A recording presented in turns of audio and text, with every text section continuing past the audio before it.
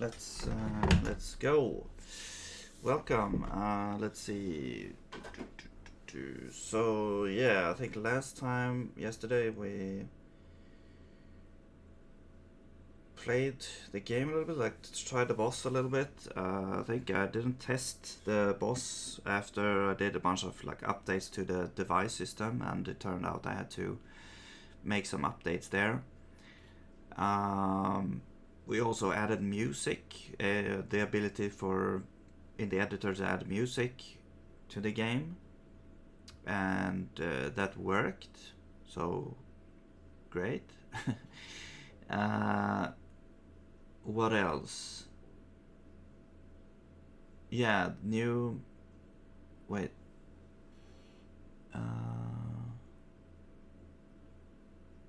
Oh yeah, so also the entities.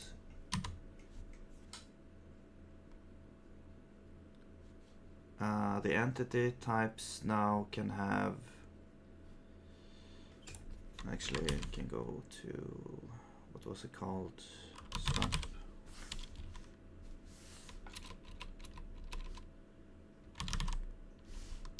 Oh yeah, I need to rename this monster.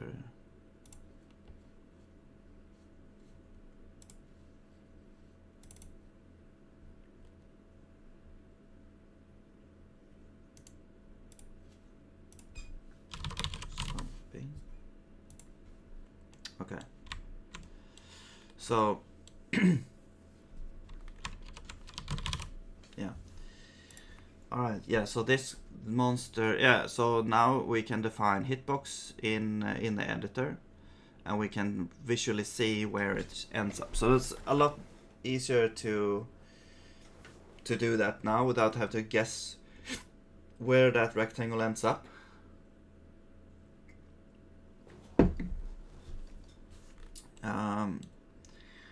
Alright, now let's see.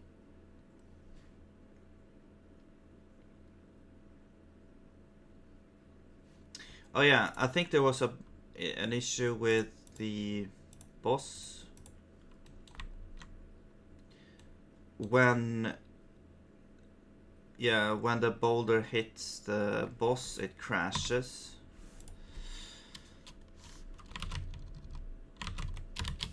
I think we had an error. No.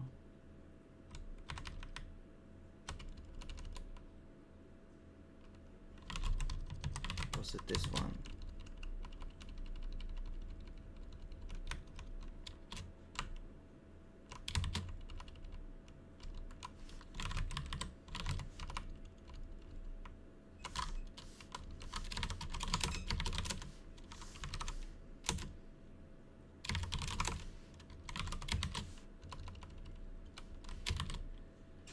Okay, let's try this again. So we'll do this. Go to the boss.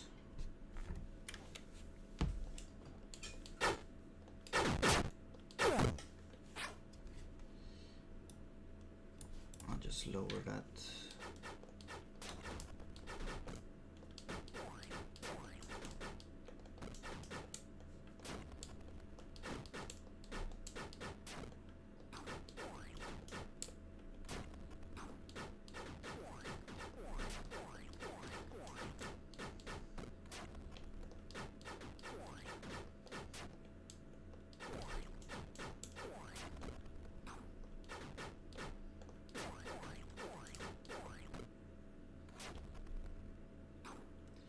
I might want to tweak this part because it's like it's always the same. Yeah, and this one should like move up and down. And there's the crash. Okay, so now we get whatever message we're gonna get in the logs.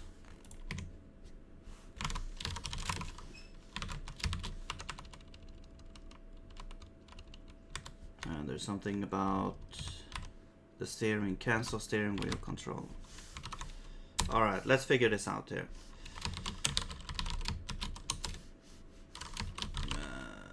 Yeah, no, cancel. There we go. So cancel steering wheel.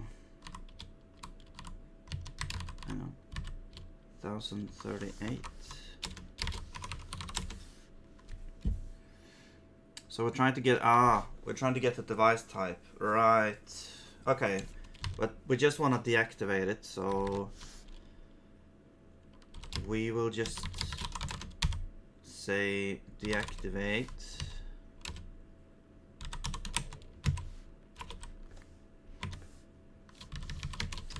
Do you use context for anything other than just the registry now? Deactivate. So okay, so we have the entity already. So we could make a version of this which is just deactivate.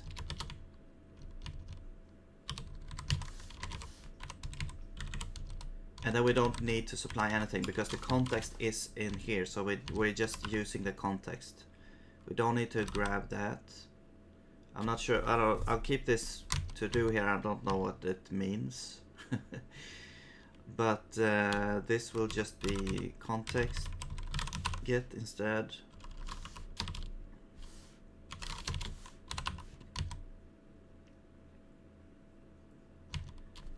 And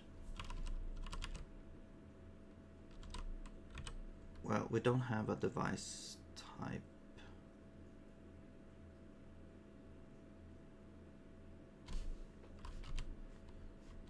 I guess we'll try get it, so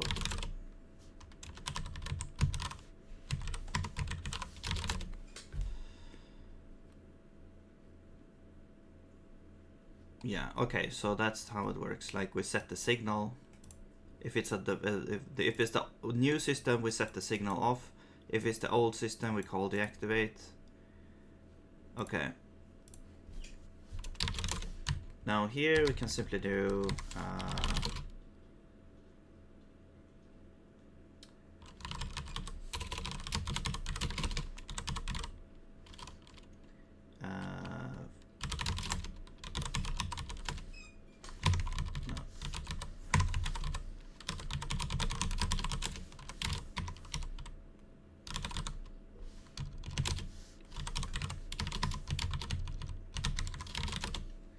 okay, let's do the same for activate. So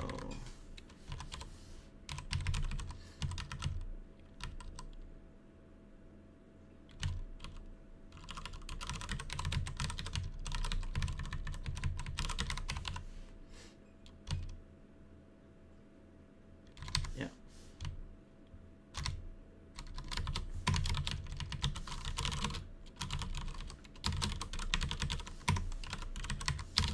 All right. Oh.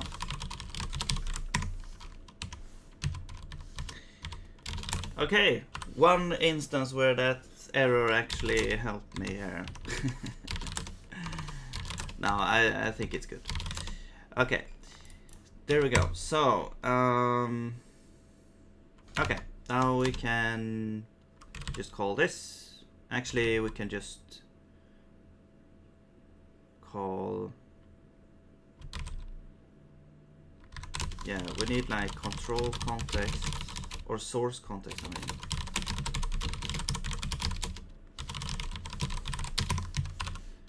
And we will pass that in here.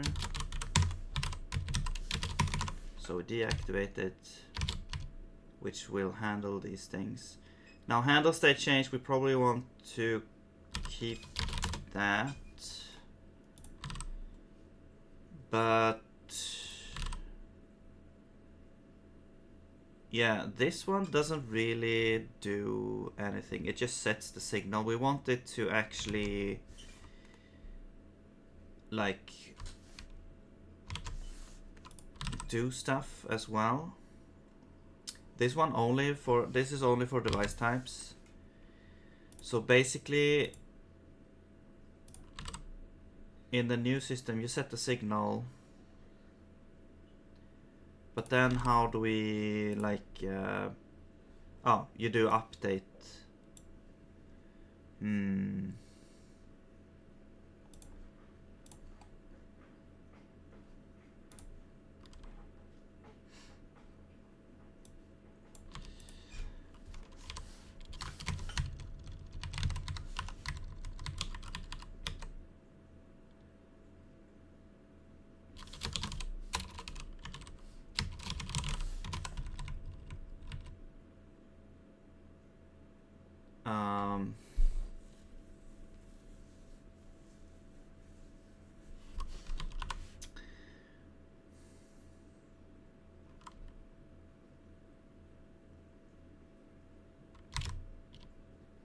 I don't know. Let's. This is very, like, we're handling the state change, we're updating the machines. Usually this shouldn't be an issue, just having an extra update in there. This is kind of like a unique interaction here, so we will I'll just add it here. So yeah, cancel. Yeah, it should be deactivate, right? So yeah, so that should be good now. Device. Oh.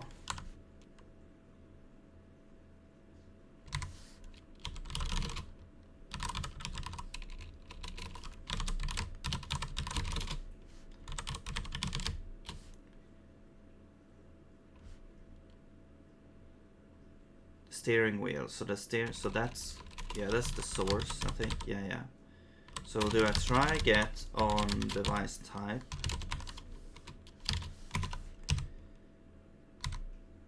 Actually, we can do this. We'll update there.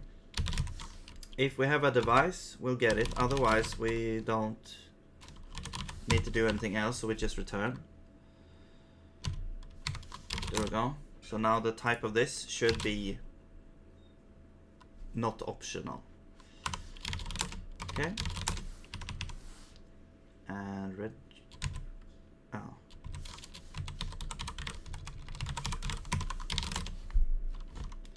There we go. Okay, so now let's compile that.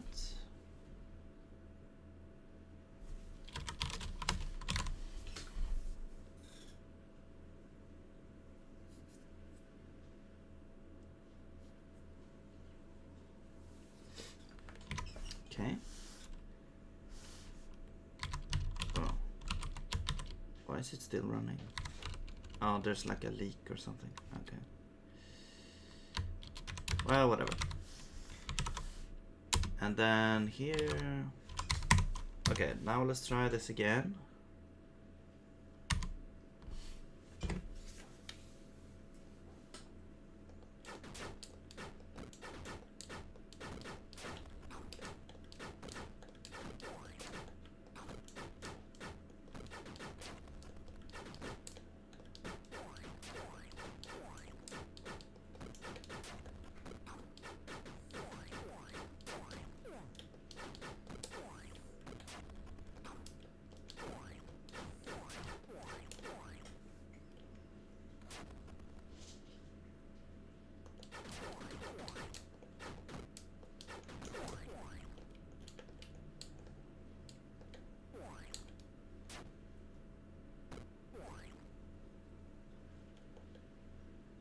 There we go.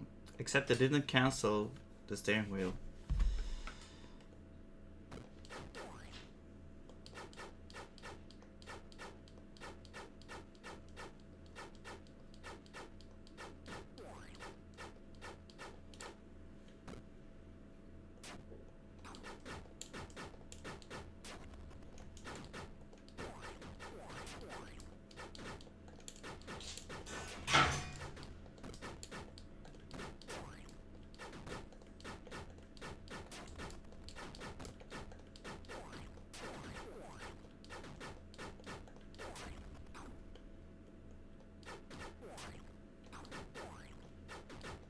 It'll be interesting to see if I can get like play testers later and getting like feedback and stuff. Oh, well, now this is messed up here. No, wait, that's no, yeah, this is totally messed up. Okay. So this one should, yeah, okay. I don't know what's happening with the puzzle here. Yeah. The updates to the device system messed a little bit. I forgot to update all of these things because we're kind of manually doing like things here, and it doesn't seem to work most of the time, I guess. I'm gonna see, so let's check activate.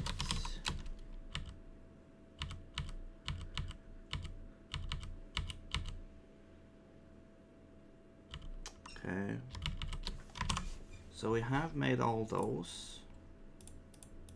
Actually, okay, let's check the chest.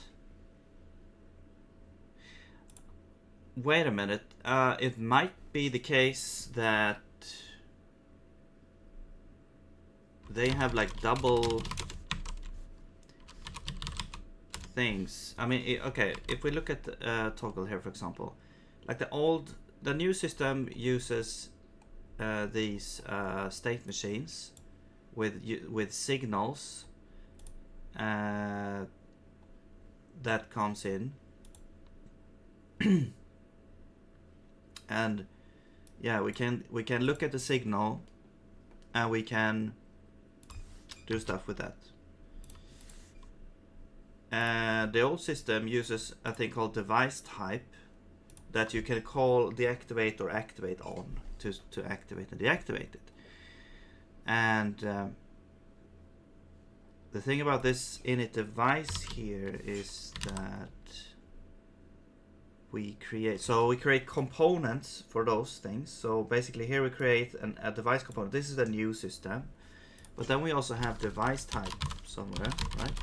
No, we don't. Did I dream this? Okay, let's go to the door.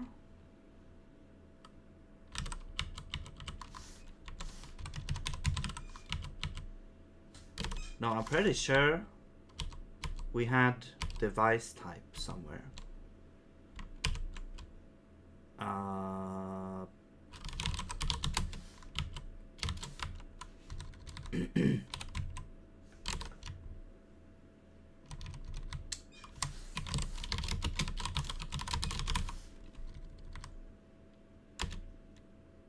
Yes. Okay. Oh, okay. Yeah. Okay, this is the old. Okay, so this is the old. The new one is in device utils in the device. Okay, that's why I'm getting it confused. Right. So which one is using this delay?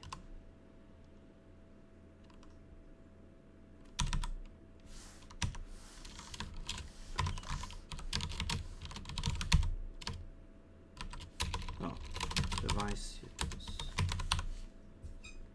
Oh, did I just forget to update this, or was this? I mean, we have the state machine. Okay, so I think what was maybe happening was that it would have both the state machine and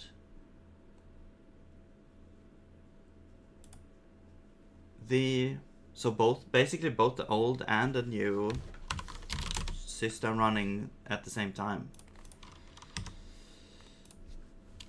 All right, so you take 3 arguments: the context,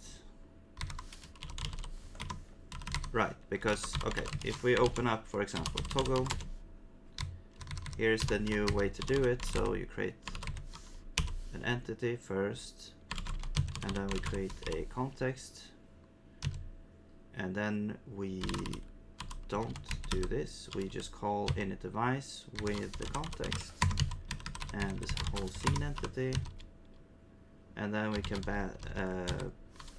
pass in a bunch of options. Oh wait, no, this is dot position. scene entity. Entity is scene entity.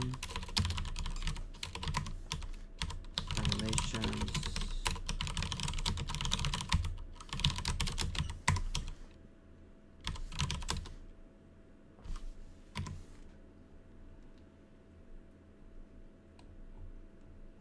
Oh shit.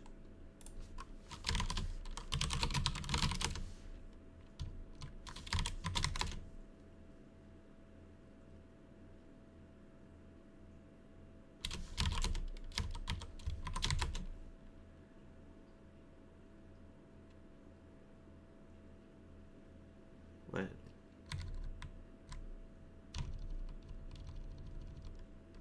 Okay, now would be a good time to actually have that. Maybe today is gonna be the day where I try to do maybe a stupid thing, but adding like generating types from the data files, like generating source code, like when the project is exported. I would have to figure out a good way to how the logistics will be. But basically, it's gonna be... Maybe we can hash the... Oh, man.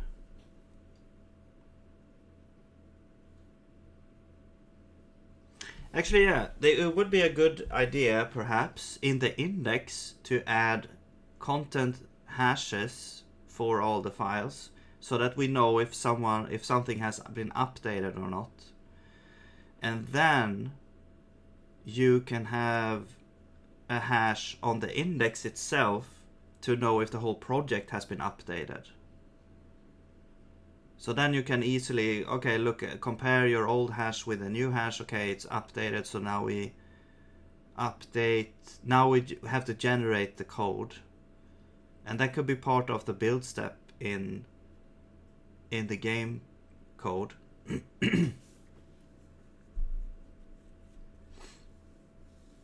So you would compile the game, it would automatically see that, okay, the project is updated, so we update the game code. Or we interpret the data files and produce a generated code based on the project data files. So you would get types for all of animations, all of the scenes, entity types, the properties no longer have to be hard-coded, all the animations we don't need to keep in a big list, and the animation keys can now be like, it could be turned into enums or something. Yeah, it's gonna be if I could get all that in place, that would be super cool, but it feels like it's gonna be a lot of work.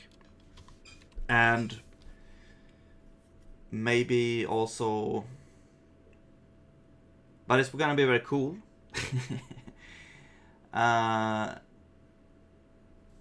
But I'm just fearing also that it would add more maintenance work, because it's gonna add more maintenance work. Like right now, if I already have a lot of maintenance work or not a lot, but a little bit, when I update the document versions. It's not that much, but you do have to add another document version and an upgrader. And that's not that much. It takes like, 5 minutes or something. But then also, but now if we want to have some sort of code generation, well, that will also be maintenance added whenever you update the documents. If you want to expose that data, I guess, in Zig. But I guess that, I guess we could have like a generic mapper to a struct, like take the JSON format Actually, we kind of already have the types in the editor code, to be honest. But that's not really what I'm after. I'm after also like actually being able to enumerate the animation keys and all that. Yeah, maybe I'll put it off. But it isn't very interesting. Maybe I'll do like a test of one of the entities of the entity types, like the animations, for example. That would be kind of cool. So just test and see what we can do. Okay. Anyway, this, I'm not sure what this is called, so I need to now go into the editor and look it up. So this is the timed toggle animations. Okay, so off and on small letters, small or lowercase. Off, sure. And then is activatable by lens beam is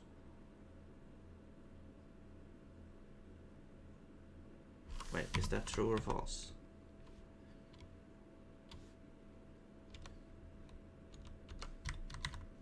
Whatever, let's just say false. Is activated by player, false. Draw layer, hitbox. Actually, hitbox we can remove.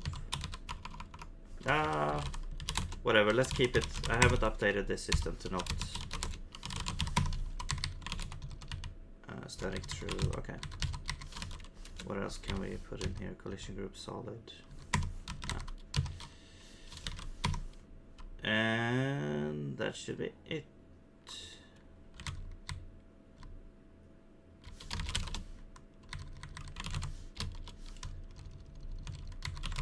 Yeah.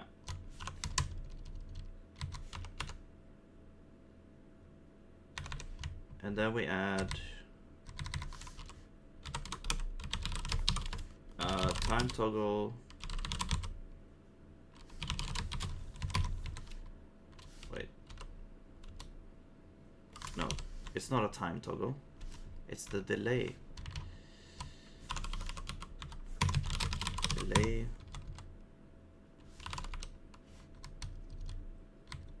Device.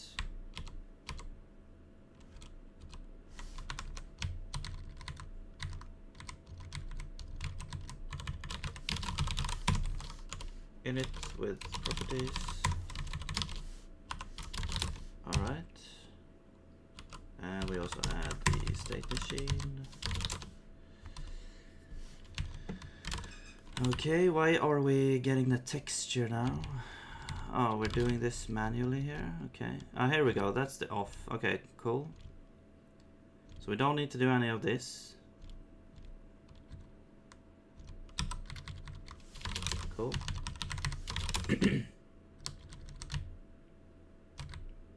Oh, we got the hitbox here. I will put this as a constant.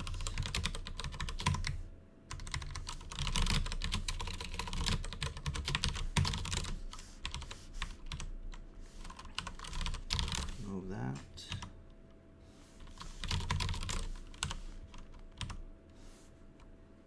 Properties.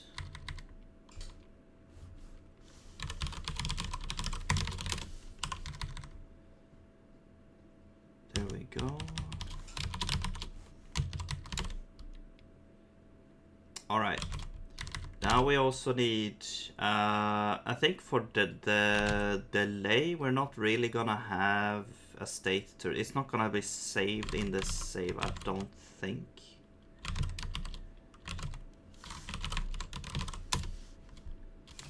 Delay. Yeah, I don't think, yeah, delays are not stored in the save file, so we don't really need these functions. So let's not have them there. Okay, so we're done. I think we're done with this one here, All right, so now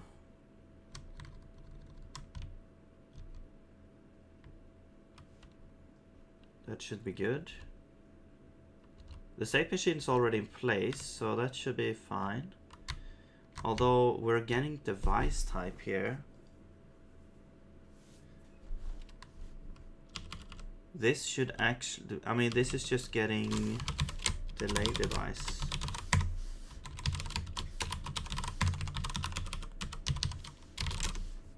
There we go.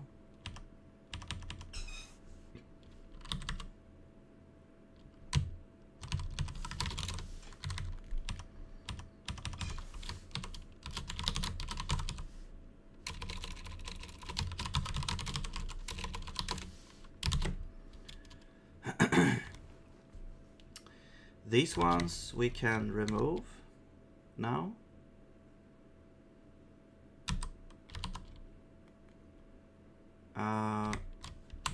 Signal in. The thing now though is that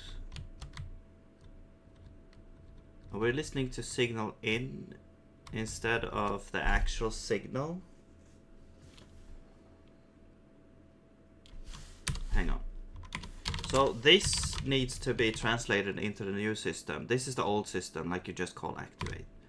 The new system is that we have a signal in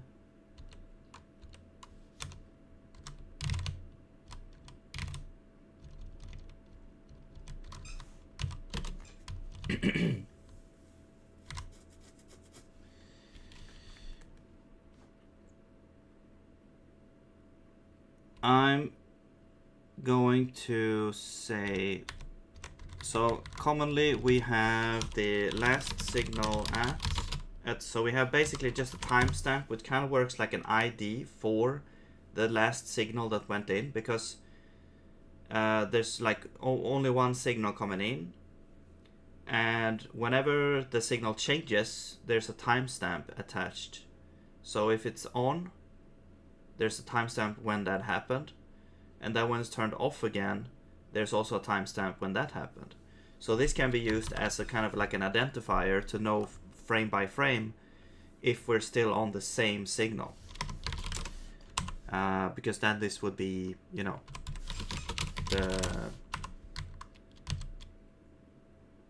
this would be like the previous signal, like, or the last signal timestamp, and if the current signal is still that same timestamp, then we know it's the same signal, so we don't need to do anything if we want to do some update or something like that. Yeah, this delay device is a little bit it was actually kind of tricky to implement or think about, because it needs to have a buffer depending on how long the delay is. It needs like a buffer to store all the possible signals that can be arriving in that delay in that time, because it needs to know the history.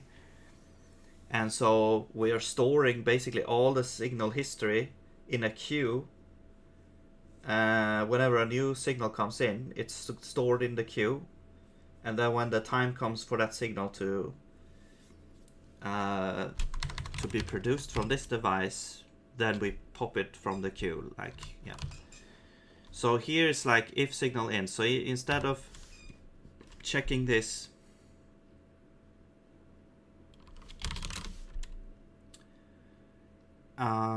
we would say like if, or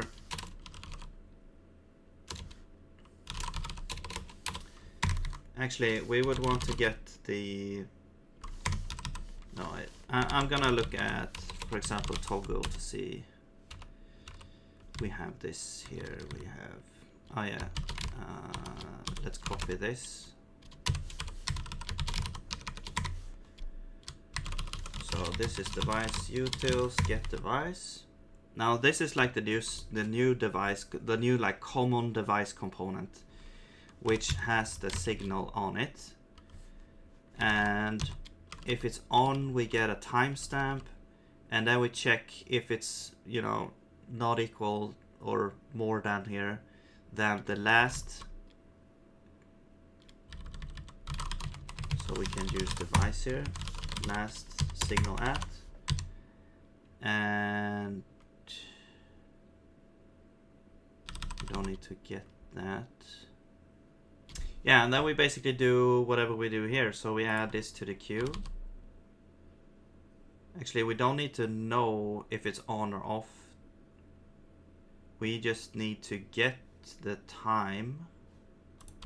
So actually, is there a way to get that? No. Set signal. I will just add a function here, get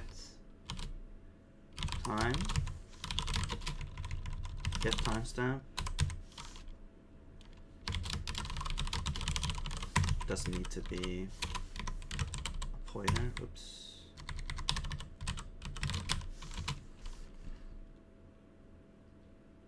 Oh, interesting. I put this in device. Oh yeah, it also lives here. Okay, yeah. And this is an F64. We'll just return switch on self, inline else. Yeah, both of them are timestamps, so we're just getting that out. Wait, no, self signal. That's right.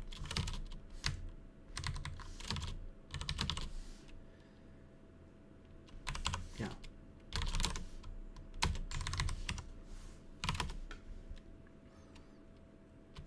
So we don't really need to switch. We just need to get.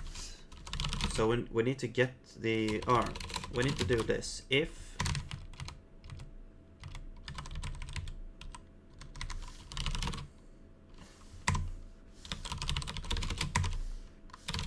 I'm gonna get the signal. If the signal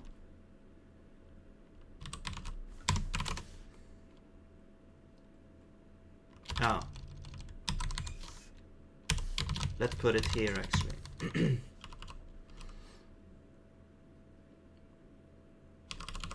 Where a signal, there we go.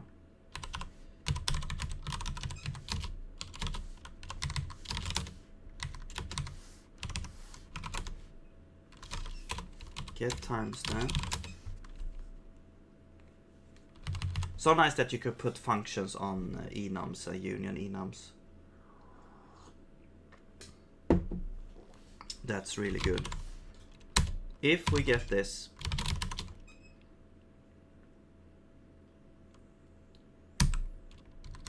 we want to do these things, or just this, I guess. No.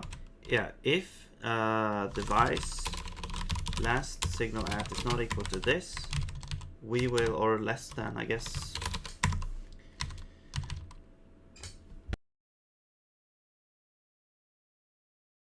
We will get, we will do this. And we also need to like update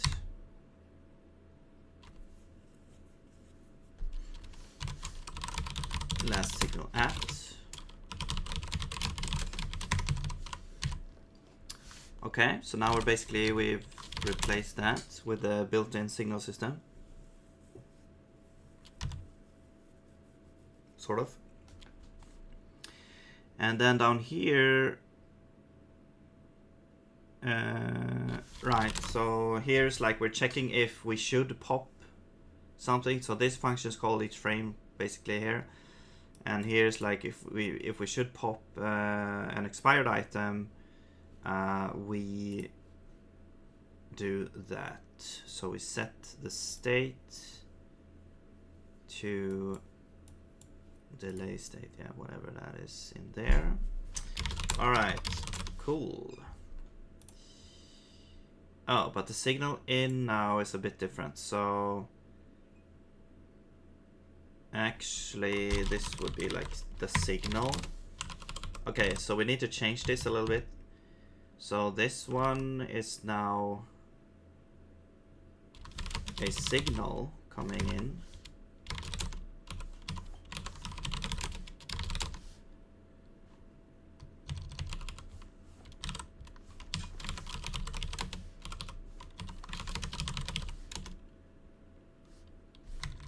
No. And the signal comes from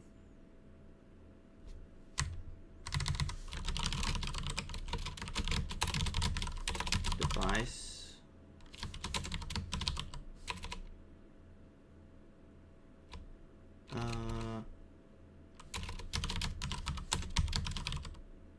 Now where is this not exposed? Oh, it's device component. Okay.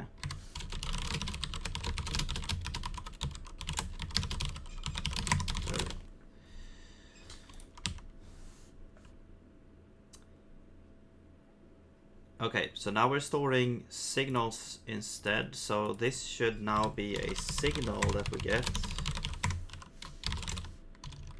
And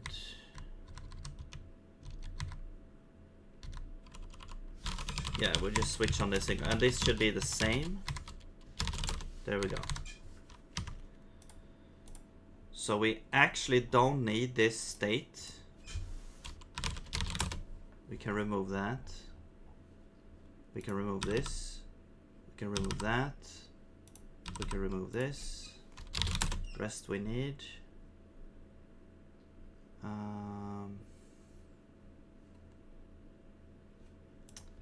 We can remove this and that.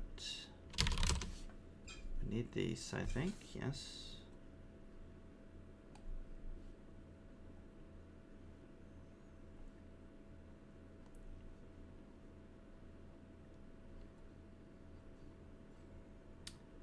Okay, this one still works. Great. What is this? Delay signal? Ah, right, okay. Actually, we don't even need this because we already... Oh, I see. This is the delayed signal, I think. Yeah, that's the delayed. Yeah. All right. And that should work. All right, and then we can remove these as well. So there we go. Now we've. I didn't realize I didn't actually finish this conversion here. Basically, just made. I think I just made state machines and then called it a day, maybe for some of these. But okay, now this should be. Well, we have to fix some things here, but it should be like, yeah, we don't need to update this state because the state that state is only for, like, the state on this one is only for if we want to store this in a save. But since we're not doing that, we don't actually need to do that. Like if we go here and look for delays, there's nothing here. We don't actually store it in our persistent devices. And it kind of makes sense. I mean, you would basically have to design the map such that the delay devices, you have to know that, okay, well, these are not gonna be, you know, you're not gonna be able to store their state. So because it's gonna be super hassle if we want to store these states, because they are, yeah, no, they are like, they have like histories, so potentially, yeah, it's gonna be like a variable amount. I mean, it's probably not an issue in the end, but it's just more of a hassle, more of a pattern that I don't have yet. And yeah, anyway,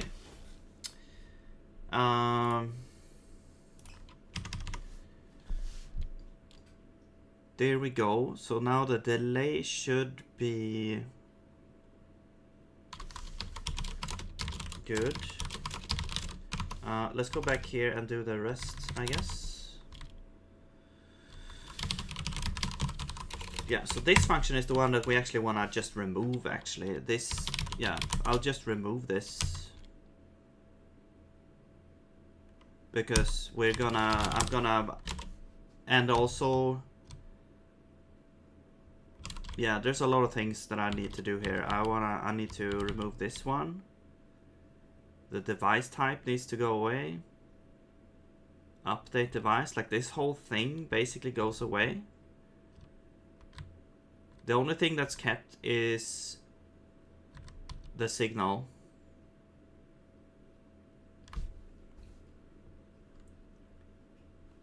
Add support for disabling devices. We can skip this. Is activated when a lens beam hits it.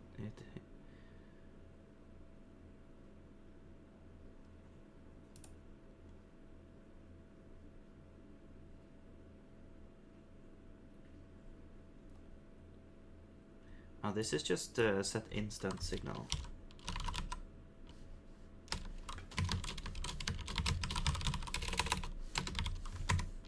Where is this? Device? Device components.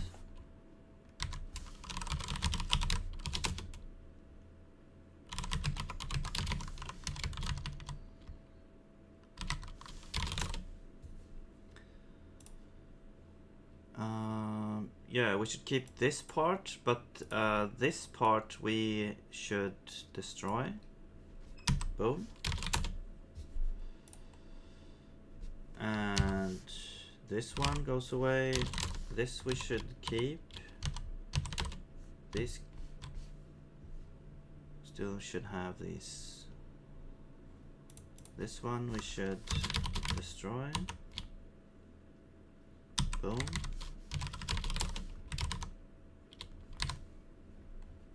Awesome.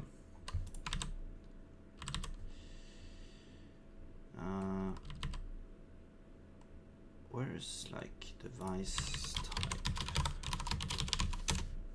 Oh, it's here. So we'll just remove this. Boom. It's gone. Long live the new system. Okay. Oh yeah, so now we don't need to do all this crap.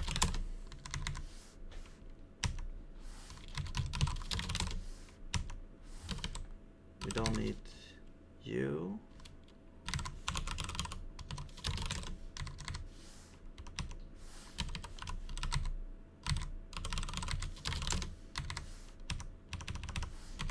Okay, now we should get a whole bunch of errors in other files. Yeah, there's no device type anymore. It's not even used here. Well, okay, this is like the exporter file, so now we should get a whole bunch of files. Right, so now instead of, okay, this is also kind of good. Before we had like this switch which tells us if a device is activatable by the player or not, but now we actually just put it in the device itself with this flag here, so that's a lot simpler. Okay. Cancel steering wheel control. Right, so now we can just remove this.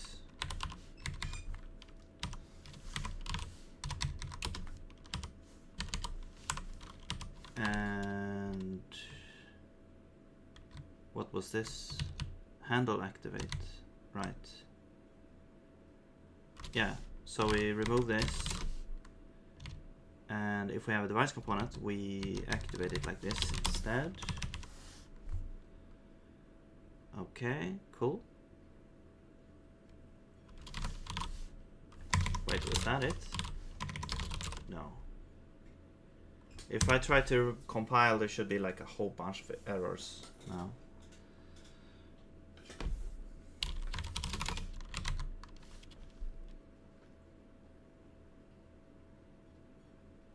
What the hell?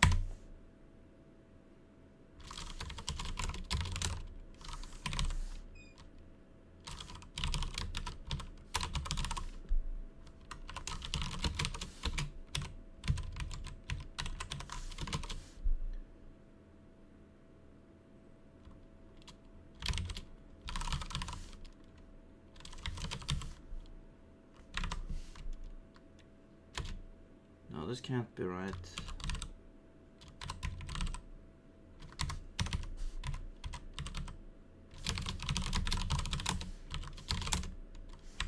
There's no init device. Oh, it's not used. I see, it's not used. Oh. So it doesn't complain about... this is actually one of my gripes here. It doesn't complain about imports that are not used, which is something that I usually want to remove. But it does complain about, you know, it does nitpick about every single local variable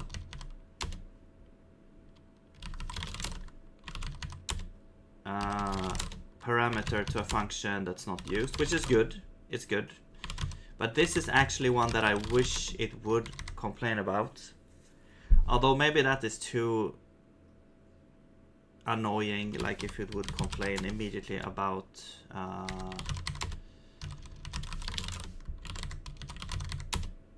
I'm also just deleting that because that's available on L.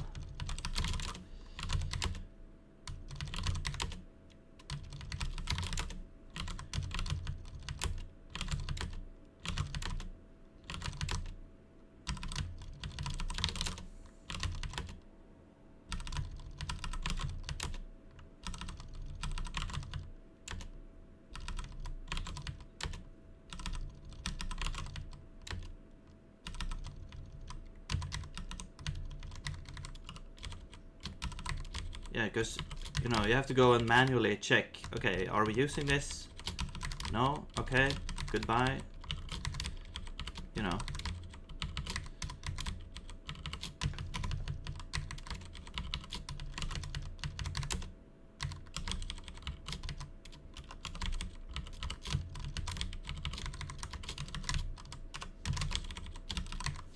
Okay.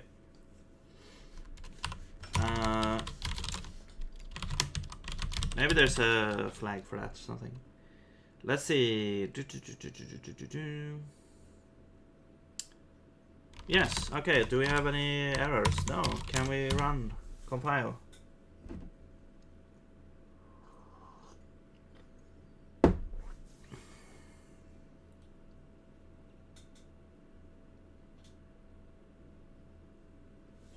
Yeah. Cool. All right. I think maybe delay was like the last of these. I'm gonna search for activate. No? Player, no? Okay. Set state.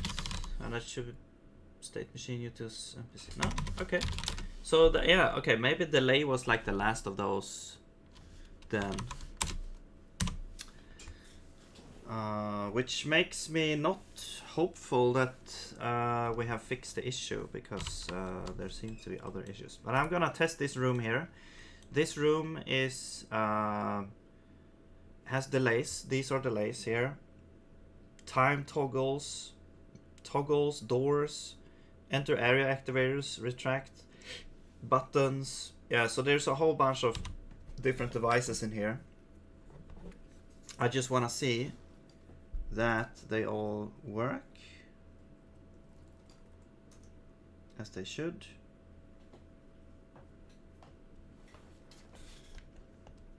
Yes, great, good. And here's like the delay system that keeps this working here as well. And there's even like there's an infinite delay like loop that works with those things. And here's the button, we can toggle it. Everything works great. Okay, cool. But there is a whole bunch of weird issues going on with the boss though. What I'm gonna do is I'm gonna enable like the the debug mode for the boss. Basically, I'm gonna change hits to enrage to like 1.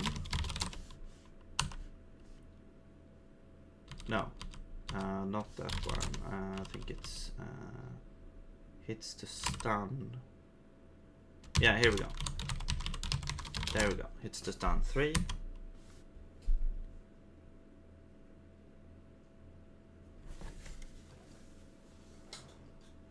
Actually, I should make a switch. I should make like switch is such a toy language word for bool. Sorry. I should make like a debug mode true.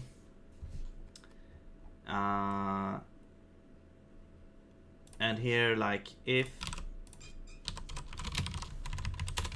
debug mode else 3. No, the other way around. And then I want to check like the orb health.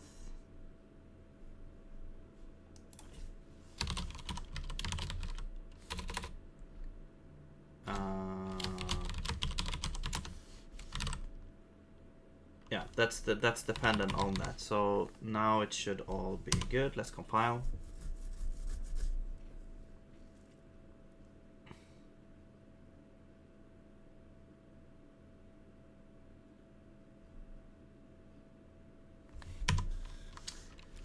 Back to the editor, and we will test now. Now it's much easier to test the boss because these only take like 1 hit.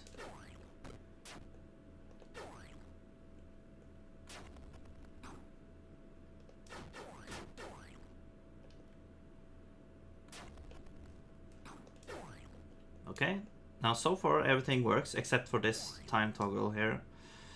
But we will activate this. Oh, the boulder doesn't... Wait. Is the chest open or...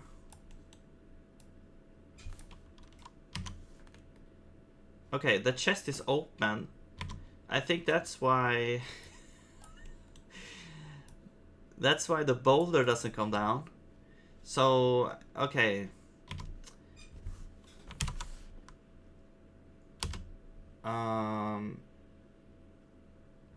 Okay, boulder. Where's the thing? Like spawn boulder. So basically how this works is that chest... No, wait. This gets called from the chest. Yeah. I'm basically using the chest as a way to spawn. It's kind of stupid. I could just as well use a point. It's basically just a way to activate that. But the way it works is that we have this chest. It should be bound to some ID here. Yeah, I really made this very convoluted here. Oh no, that's right. In the editor, yeah. So, oh yeah. So the way I made it is, it's actually not hard coded. It's entirely in the game code. Basically, the time toggle that you activate as a player actually activates the chest as well, which will spawn a boulder. Yes, and this is the code that is like, okay, well, if the type of the chest is a boulder, we will spawn the boulder here. But the problem is the chest is open and the save data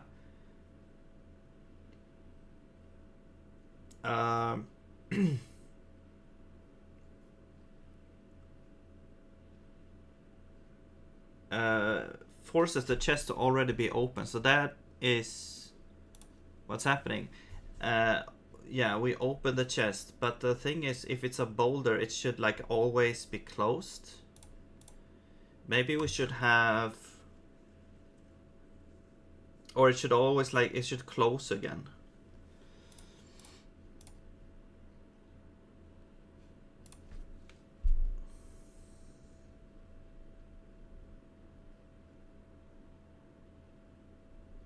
It's such a stupid way to do it though.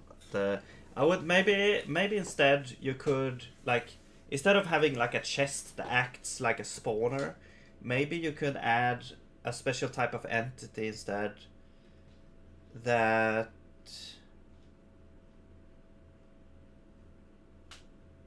or just a point in the scene. You add a point and then you add like a kind of action that is like the spawn boulder action, and you allow the devices to run actions when they are... Man, we're getting into scripting real fast here. But basically, yeah, when the device is activated, we will run an action, and the action is spawn boulder.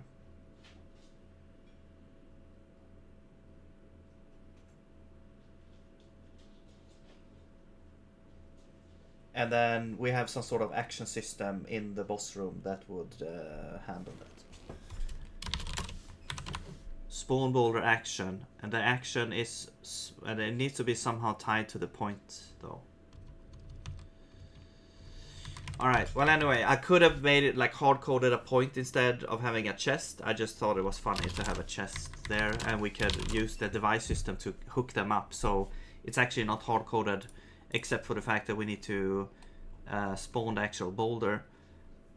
But we also want to basically close the chest. So let's see. Here is like, okay, we need a special case here. If I'll just add a convenience function here. Is spawn boulder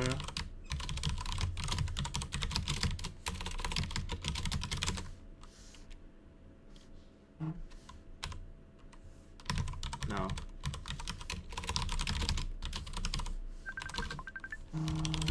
Oh, 1 second here.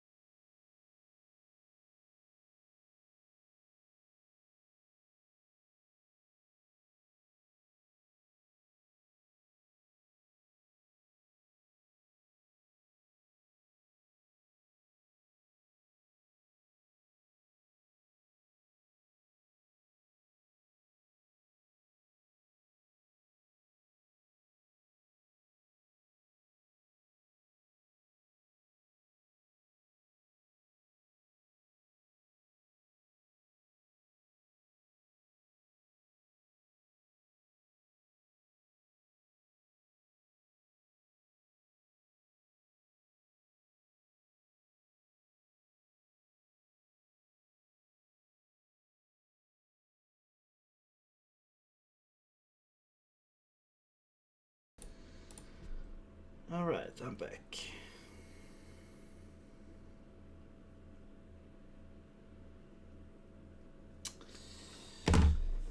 Okay, let's see.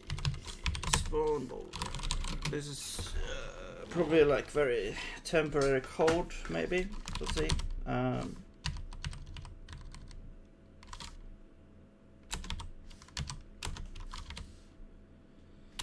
Loot type is a string. Get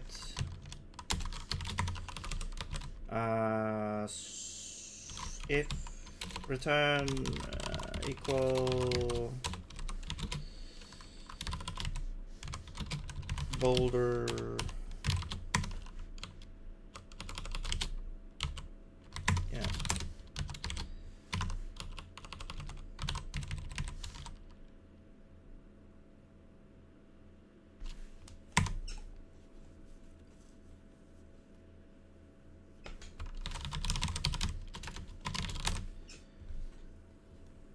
okay.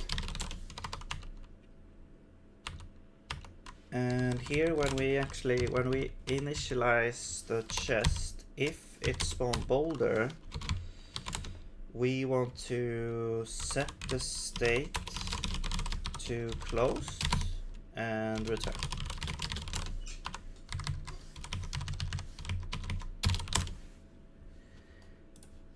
And also when it opens,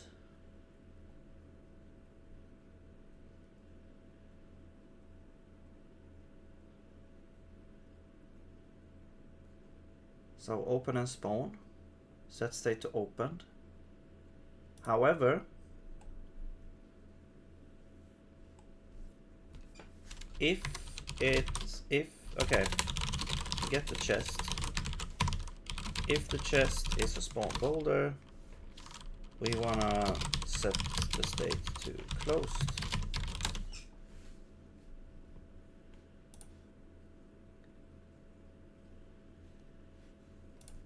All right.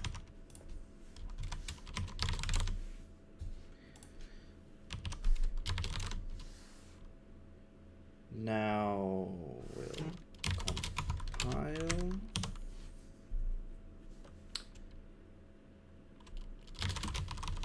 I think I had like one of these that only builds. Okay, it did.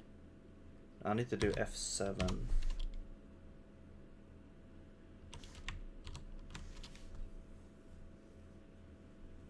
To build for Windows. There we go. And go back here. And let's try this again. Whoops. Okay, well, it was closed. We could see. I didn't save once I put this down here, so let's do this. There we go. All right, let's try this again.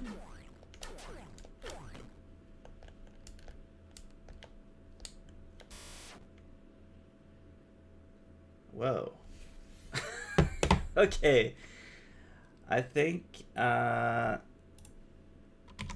might be an issue.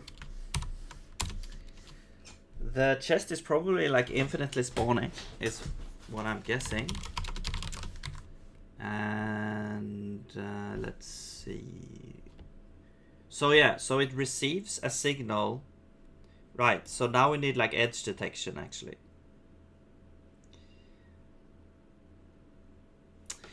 I wonder if we should encode this in here actually.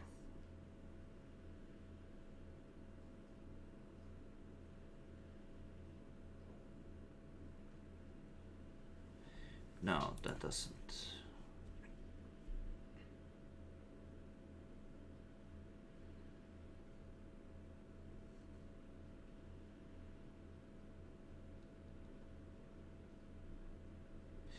I mean, we could add like edge, like get the signal if it was changed. Yeah, we could do this. So last signal at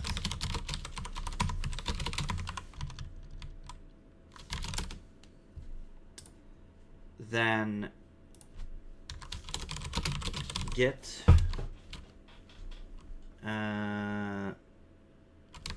is signal changed?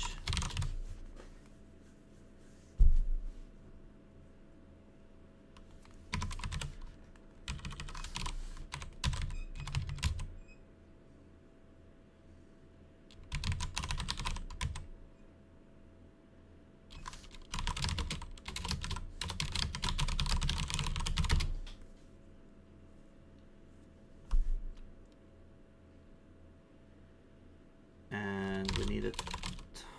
Well, we don't actually need a timestamp. And this returns an optional signal. So if the signal was changed, so basically if last signal at is less than the current signal timestamp, we return the signal. Otherwise we return null. Alright, now we need the device system to bookkeep or handle this last signal at. So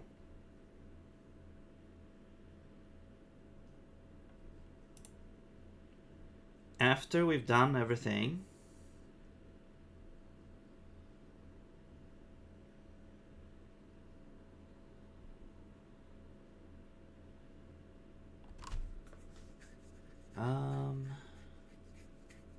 hang on, in what order should this occur? So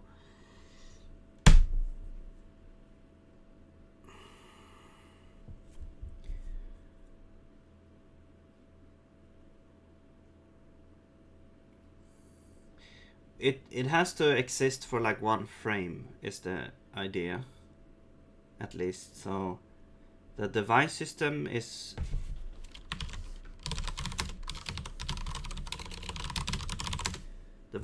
called here, the state machine is called here. So as long as after this we have the edge true, this part will see that it's true, and then the next frame it will go in here and it will like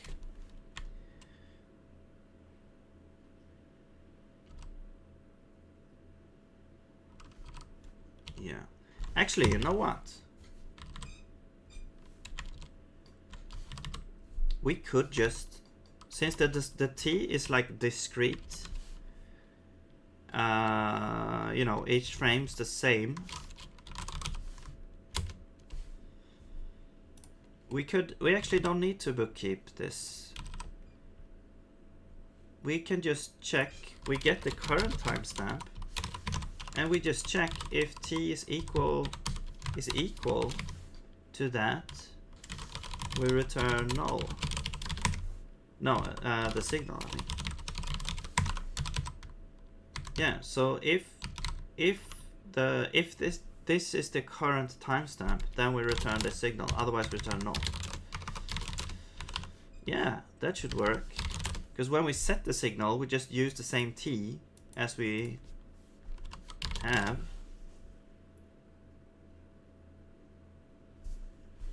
Yeah. Yeah, that should work. Okay. Now let's go back.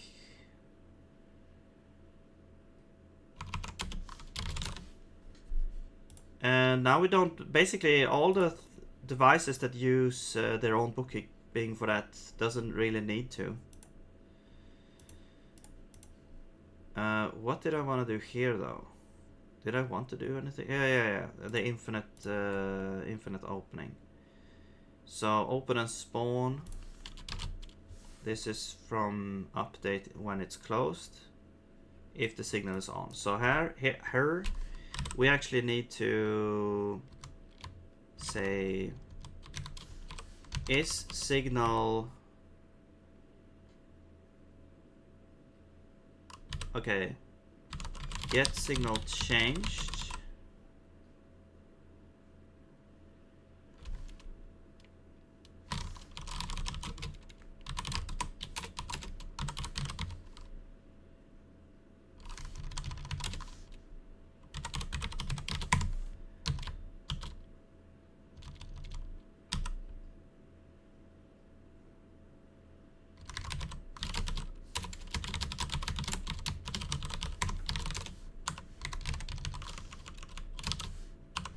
And then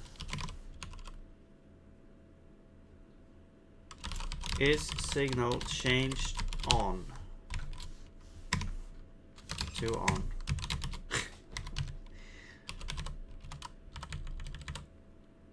And then, okay, whatever, we could get that.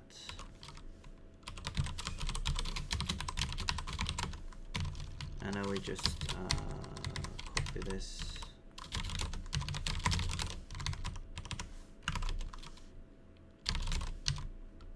Okay, is signal changed to on? There we go. So now it's only activated on, you know, the first frame where this happens. Given, okay, now this becomes a problem though. But if we cannot now, well, I guess this was the same problem as before. But basically, if we call the state machine system update more than once per frame, this will become a problem. That's only the case in the boss room right now. And that only happens, I think, when we cancel the steering. So that is a different time span than this is. I'm pretty sure, maybe. We'll see. If it's a problem, we'll figure it out. But basically now we can go back to our other devices and change their whole thing. So basically, let's say, I think toggle has, yeah, last day changed that. So now we don't actually need this anymore. We can simply say, we're only interested in on. So we could just say if it's changed to on, because that's basically what we're doing, what we're checking here. We do all this, and then we don't need to do the last part either, because we're basically we're checking, we're getting the signal, checking if it's on, getting the timestamp, checking if it has updated, then doing something. If it's off, we don't care. The only difference is a slight optimization here where we don't have to check for this, but whatever, that's not a huge deal. And then we also update this bookkeeping, but we don't need to do that anymore. So there we go. Yeah, that really helps a lot actually. And oh yeah, so we get like the timestamp. So let's just discard that. Okay.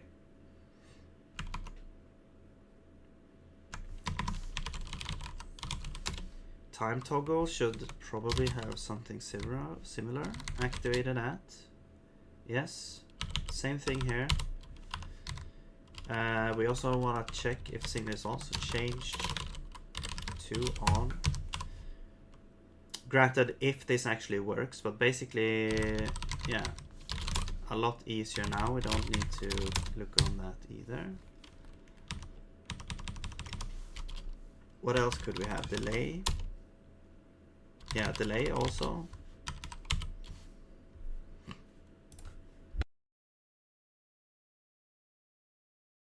So instead of getting the signal, we should just get signal changed. And if it wasn't changed, actually, we'll just do an if.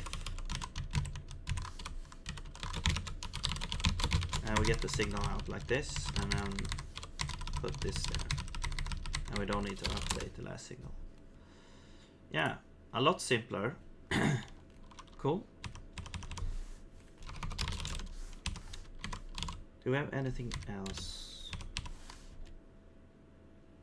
Oh, switch on type. Right, okay. Device. Or else return. No.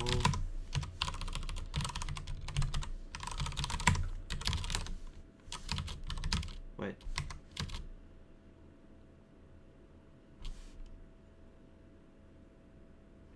Okay, this wasn't the thing. What? Oh, we're switching on. Oh, I see. We need to do if first to get the signal, and then switch on the signal. Actually, let's get the signal like this. If we have a signal, we get it. Otherwise, we will return null. There we go. And then we switch on it. We have to return it. There we go. Cool. Do we have anything else? I'm gonna check like door. Don't think we need. No. Time toggle. Did I check that already? Probably. What else? Delay we checked. Extending block. Don't think they have. It's basically things that send signals. Oops. No, that's right.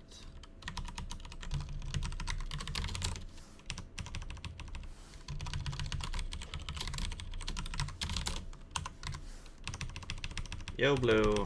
How's it going?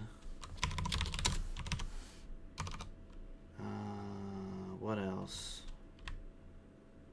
Button. I was gonna check that button. Yeah, that's right.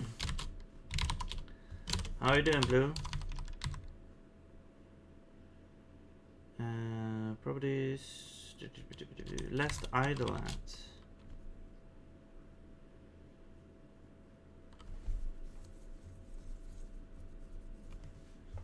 What is this used for?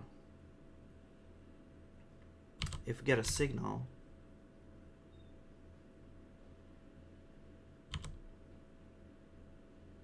I think this fills the same purpose. Probably. Oh yeah, no. This is different because this has like a delay. You're not supposed to be able to spam a button. You press the button and then you have to wait until it goes idle, then you can press it again. But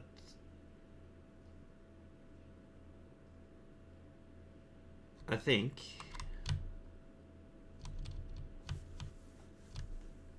that doesn't make sense because then we can just, we don't really need. Okay, so what's happening here?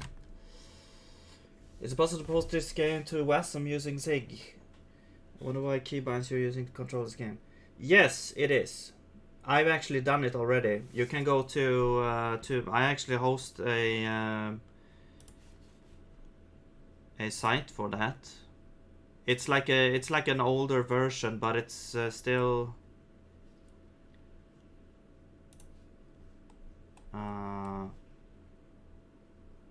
Let me show you here.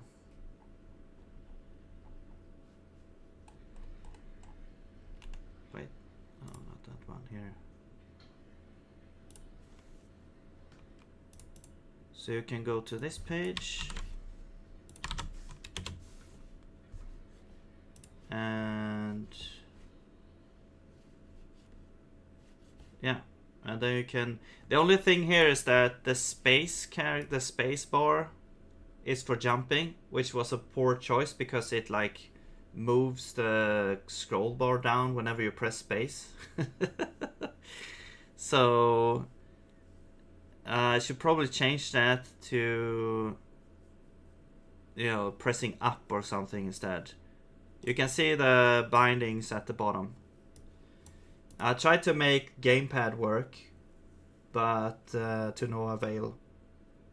It's supposed to work, but it doesn't in my case, so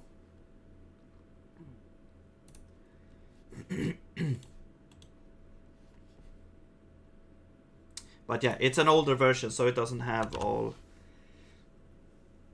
new fancy things.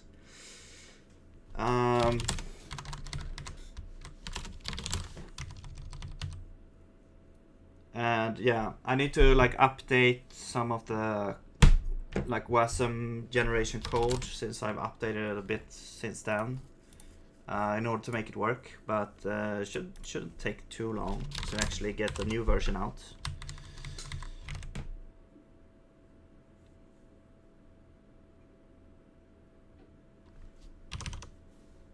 All right.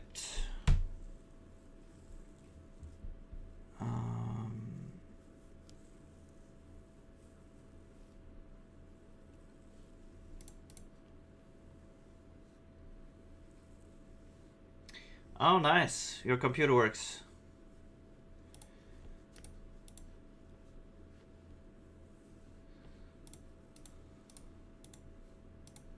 That's a great feeling.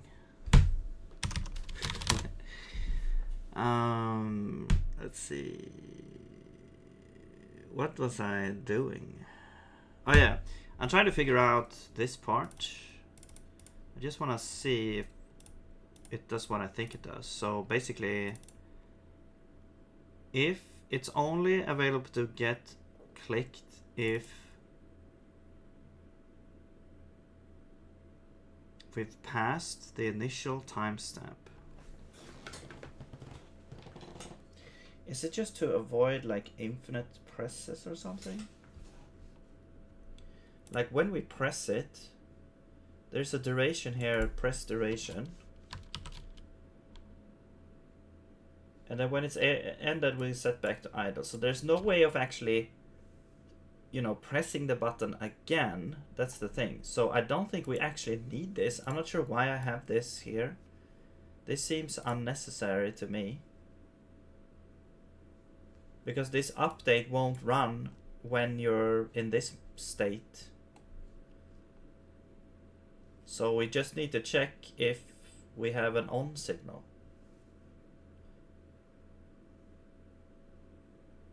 Or is it, this might be a way to check for changes as well. I'll just delete this and see if that makes it not work.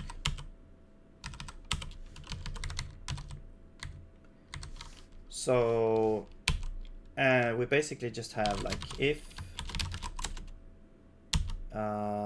is changed to on. We don't care about the timestamp. We just set this to pressed. There we go. It's a lot simpler.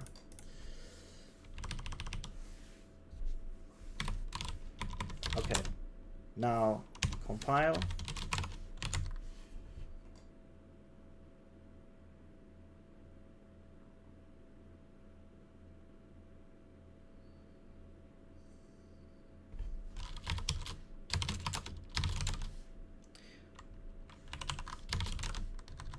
Are you playing any games on the computer? I'm gonna guess, since you're interested in game development.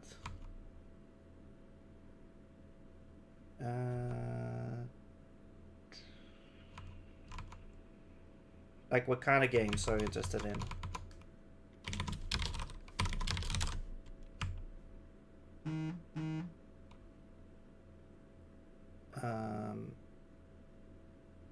Yeah, okay, now it's compiled, so we go back to the editor, we run. I want to go to the puzzle room.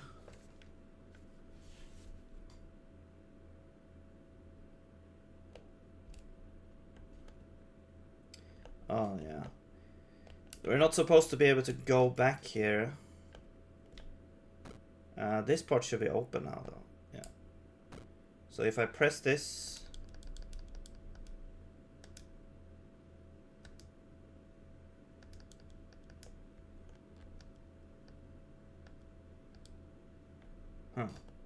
before it could actually like toggle it, now it can't. Interesting. So if we go back, undo this. I have a hard time thinking this is the actual issue, but let's just try it.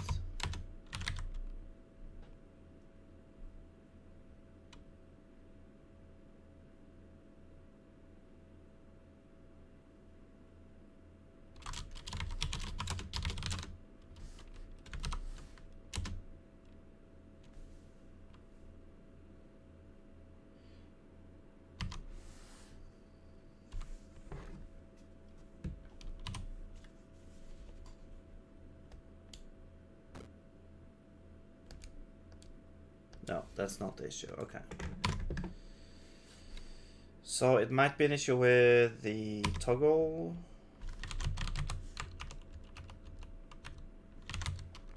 Maybe. Or, yeah, the toggle seemed to not actually change. This does change, okay.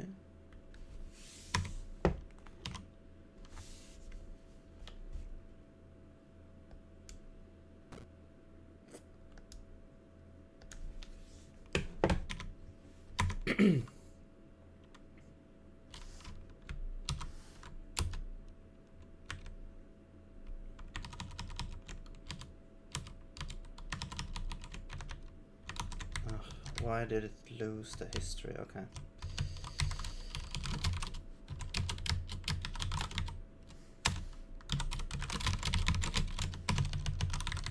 Yeah, that should be equivalent here. Let's see. There we go. All right. Now, what is happening? I mean, we are calling activate for a certain amount of time and then deactivate. So a toggle should only react on the on signal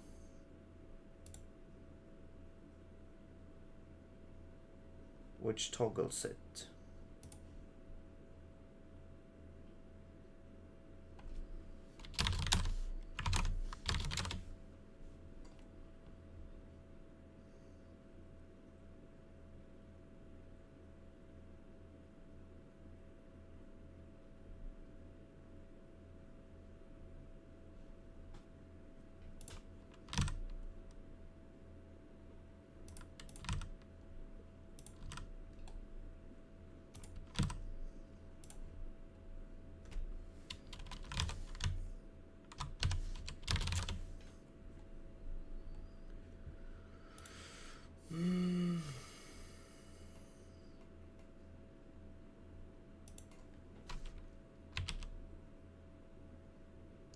Oh, I see.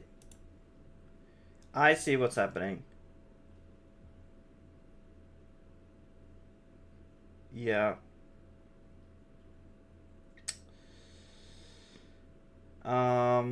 So basically,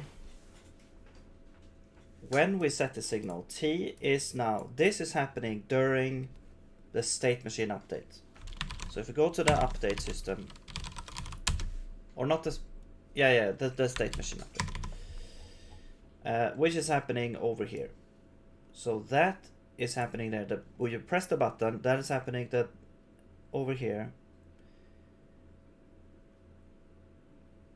Or rather, the button is pressed somewhere else up here, but then here it picks up the signal. And we set the new signal to the new timestamp, right? But then this next frame, now T has changed. And this one doesn't do anything. But when we check next time that something has been changed and a signal has been updated, it's now the last frame. So we're detecting this as not being, it's not edge detected here. We kind of skipped over those signals. The signals that are produced from this won't get checked. Now the question is, do we want to bank on the fact that it should be able to settle at a stable state in one frame, or do we want to have a cascade of frames? Each frame it will update the next one and so on.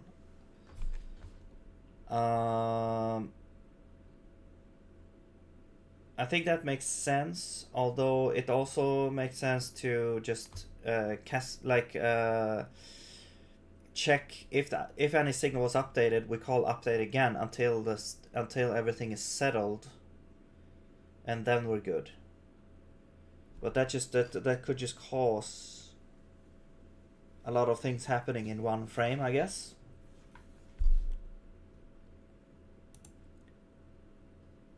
But the problem is, okay, so if we wanna implement a way for, you know, having a cascade effect every frame, there's like a,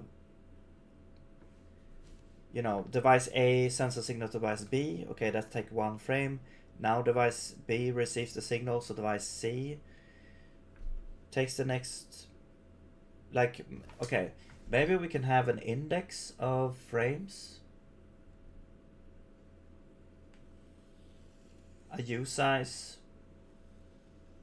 that will wrap around and will check if we want to get the next frame. We'll mod on the max value of the U size. Something like that, maybe. Yeah, that could work.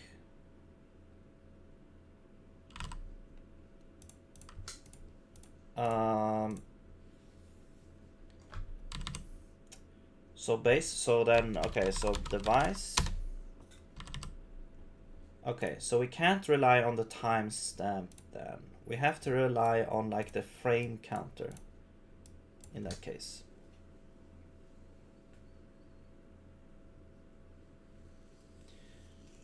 And so when you send a signal, it's actually going to happen next frame.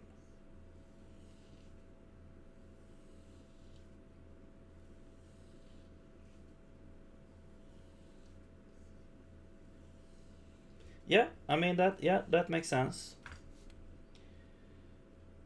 And that also allows you to potentially send signals into the future. Maybe the delay. No, the delay still needs to be able to have a history of what's happened.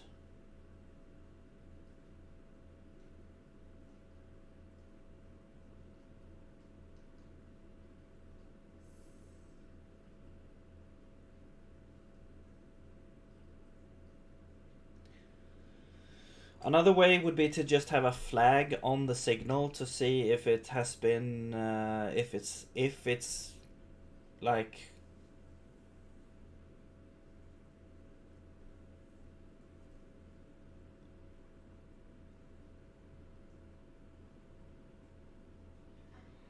So how would that work? Like, okay, so if we're going, so the flag would update here. So basically what I'm thinking is the signal has a flag that when it's true, it means the signal is new. And then here is the point where we set all the new signals to false, or to be old. But the problem then is when you get down here, you would never have new signals. So they would have to pass through this once to be new. Like, because you can send signals here, and then when you get down over here, you set that, so they are new, you set them to be almost new. And here you would check, okay, are they new or almost new? Then we should activate on maybe it's better to just use frame counter. So instead of timestamp, I don't think we really need to have a timestamp on these signals. No, we do need this timestamp because of the frame. Yeah, the frame or the delay device, I mean. So the signal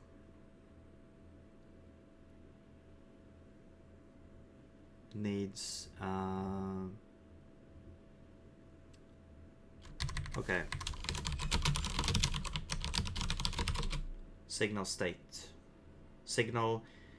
I guess signal, like, it's not really a state, it's not mutable. It's more like information or.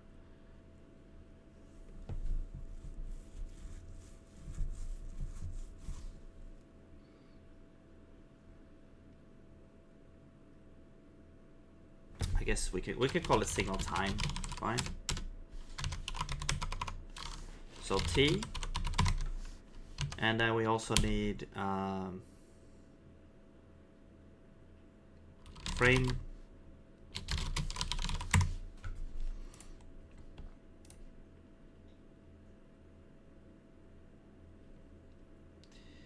Right. Now these are signal time.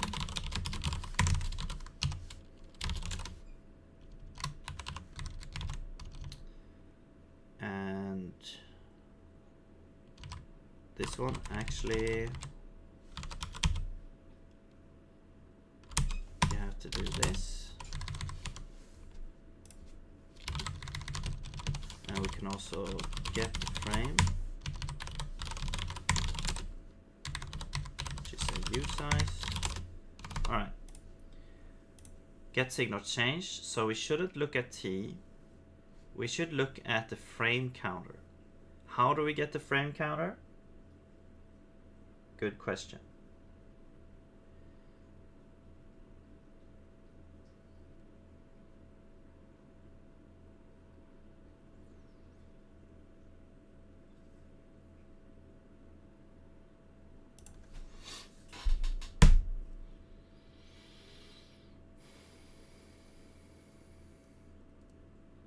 It could just be a component. It could just be a singleton, actually.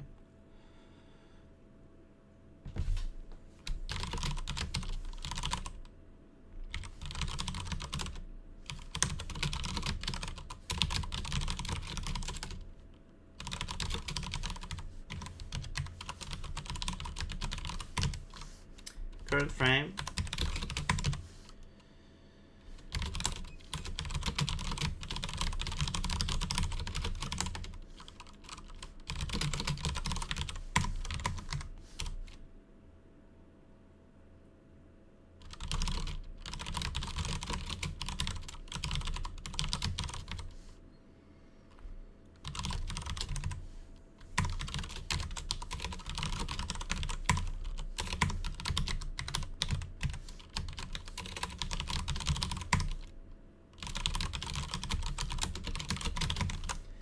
Add one,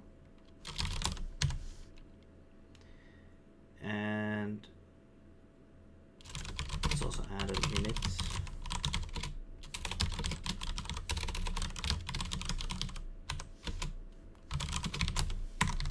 Actually, we don't need T.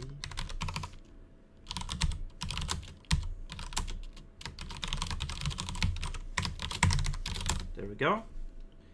Now go to game init.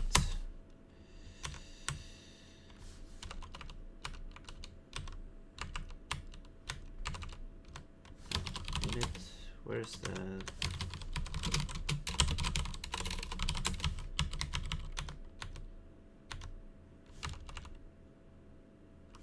oh, it's this one, I think. And go to systems. What's my job about? Web development.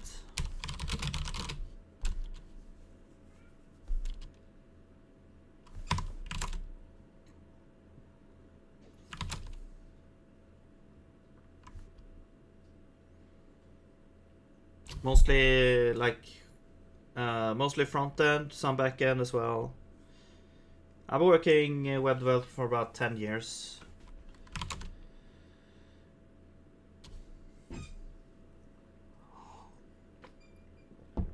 Different places.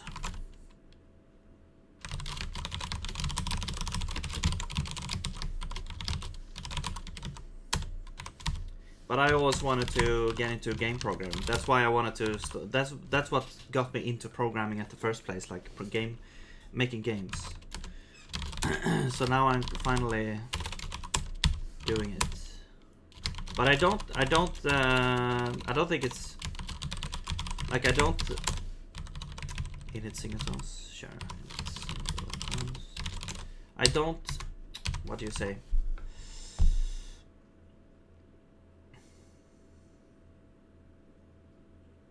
Regret is what I'm trying to say. I don't regret doing it because I've learned a lot of things, and gotten a lot of perspective on, you know, different types of programming and stuff.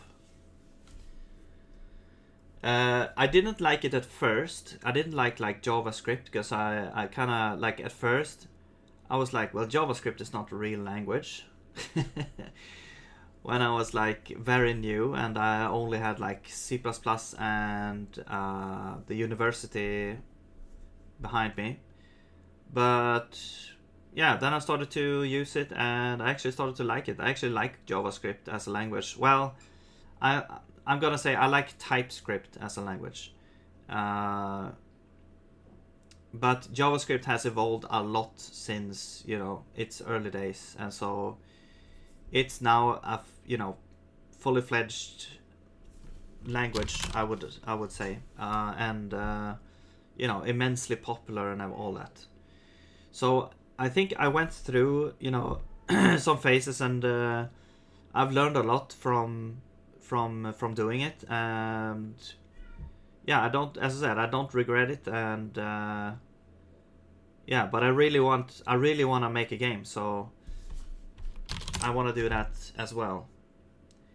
I would rather work with like right now I just feel like I would rather work with game development than web development, because that's what I'm like passionate about. Like, I'm not really passionate about web development, although sometimes it's interesting to try out new things. It's also nice that you can actually build something and put it on the web. Like, that is a really useful skill to have if you want to like build, I don't know, some kind of product or something. But yeah, and I also like to learn about how it works, like how computers work in general, you know, how the internet works and all that, and how websites work. Basically everything that has anything to do with a computer and programming, I'm interested in.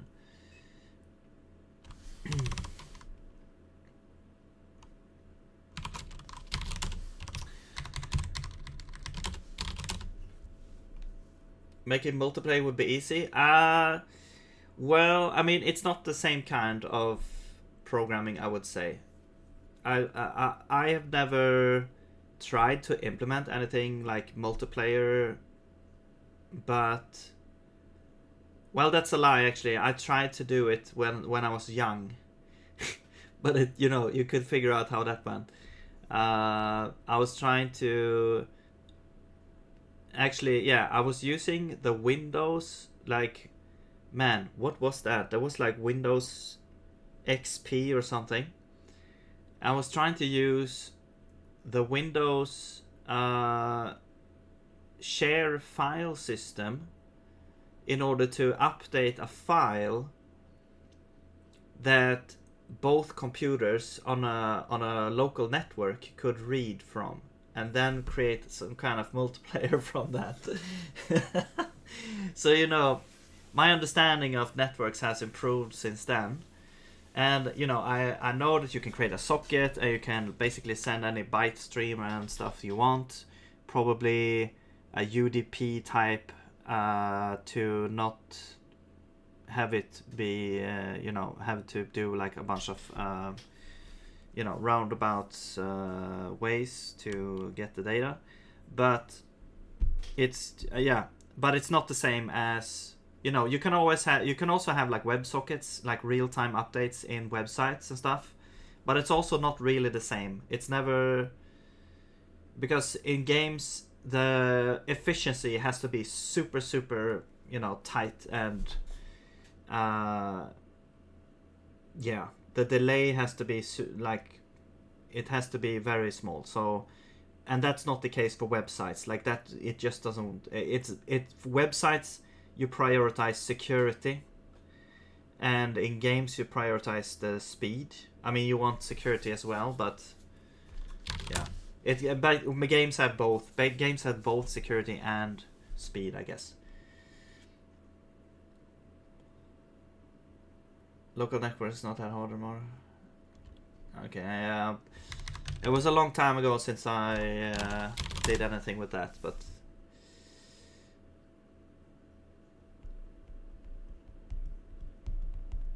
I mean, yeah, WebSocket. Yeah, okay. So I mean, if you want to do like a local host thing, you want basically just, yeah, you have to know about like opening ports and configuring firewalls and stuff. But nowadays it's just you usually put a server on some kind of hosting platform, like a cloud hosting platform, and either you have like a machine that just runs Linux that you can configure yourself, or you have, you know, some kind of automatic setup with some kind of cloud platform or something like that. And usually even further than that, because now we have like things like Vercel, which and Next.js, so you basically the whole hosting part you don't really need to worry about almost anymore. You can, I mean, of course, you can sort of customize and stuff, but basically you can put up a website super easy nowadays. And you don't even, I mean, you don't even need that because there's things like, you know, website builders and stuff like that. Yeah, but I haven't done anything with those. But yeah, I know they exist. And CMS systems. There's like so many ways to build a website.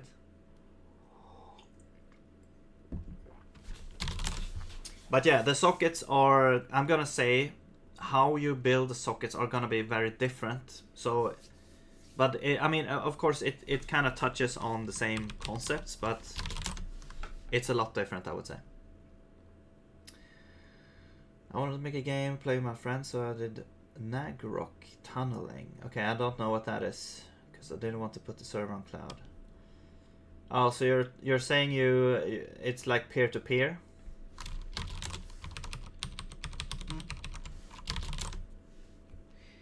Direct connection. I think that's how the old games used to do it. Like really old, like before there was like a centralized server that handled everything.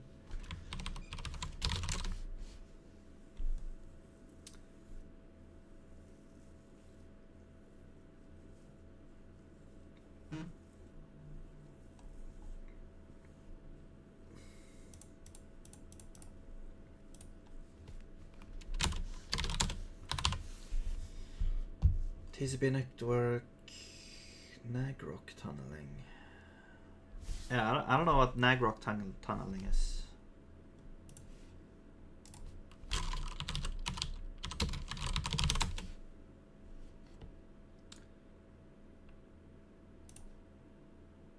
NG rock tunneling.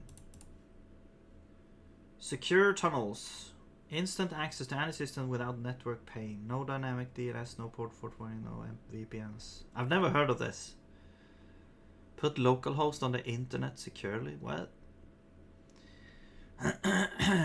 Introspect and replay requests. Huh. This is, I mean, it's kind of interesting, but I would have to figure out what I could do with this. Is it, I mean, how, is it a new thing or it's like punching a hole? Okay. Wait, is it a service? There, I see a pricing thing here. Oh, I thought it was like a technology, like a new technology you could like just, you know, use or, you know, if you had like a peer-to-peer thing. But this isn't a service. You go through a centralized thing to do this. Okay. Well then, okay. Then it's not what I thought it was.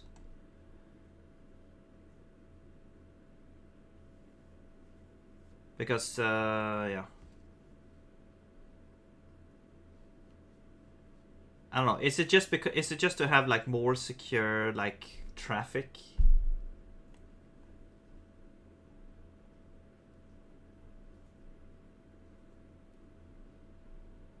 And possibly other things as well, but I mean the main part.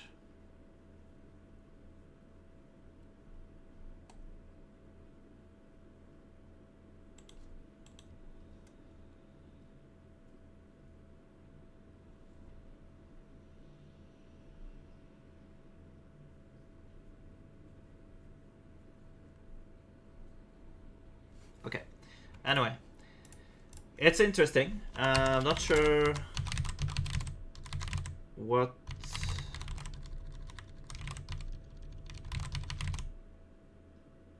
Okay, so did you actually manage? Did you manage to implement it though?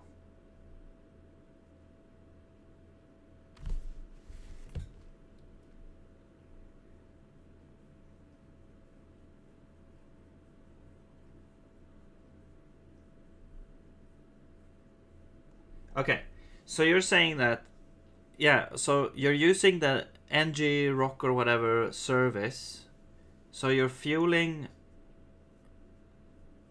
basically going through their service,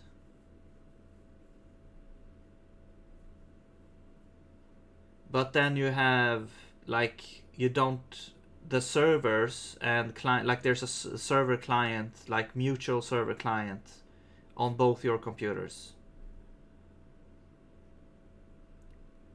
Okay.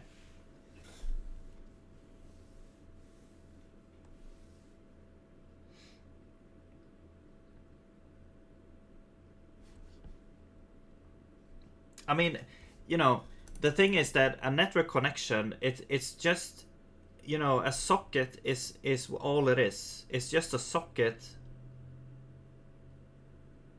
You can connect to any computer with a socket as long as you have the port open.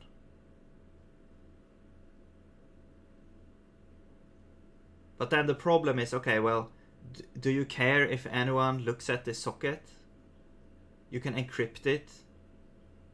I mean, if it's only for like an experiment like that, you can just use a socket, connect to the other computer, and you're done, basically.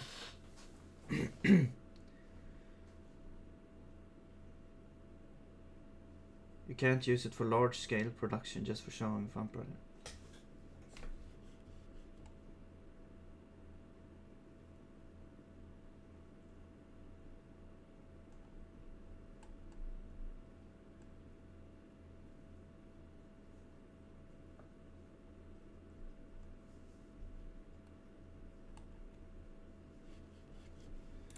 I mean, I'm starting to think about this. This is kind of cool, actually. Using like direct connection. I wanna try it out actually, but I won't do it right now though. But it is a really cool, fun idea. You didn't want your friend to deal with port forming stuff, okay. So how does the ng-rock work? I mean, you have to open something for it to work.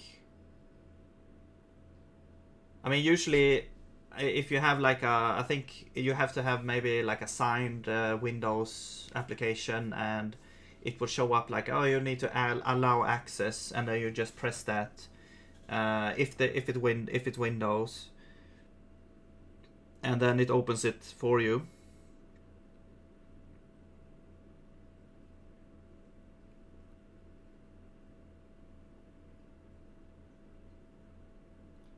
Right, but that's what I'm trying to explain. It's like, to get a connection between two computers, the only thing you need is a socket. And if you don't care about it being encrypted and stuff, you can just send, you know, you could just send bytes over. The thing, I think most games that focuses on speed uses UDP, but don't quote me on that, because UDP is basically, so TCP and UDP is basically, TCP is for more security, because you basically do a handshake where first, if you want to open a new TCP connection, you first send a packet to the other computer. Then that packet sends or that computer's response with an acknowledge packet. So then you have to send it back again, and then back again. So then you know that you have a connection. Then the TCP connection is open, and you can send packets back and forth. And I'm not sure if you have to do like ACK every time. But the UDP, you just send things, and there might be losses along the way, but maybe that doesn't matter in some case. I don't know.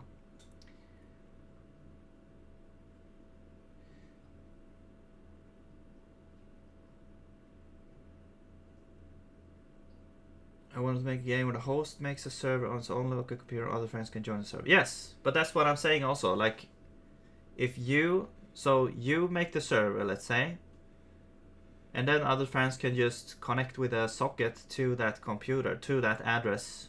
So you have to make that address and port available to the internet, and then they can connect to that port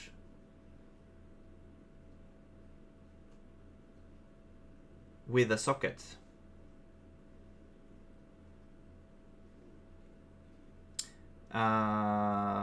There might be and then you have to, like, if they're on Windows, for example, or whatever, you have to like allow access to that network.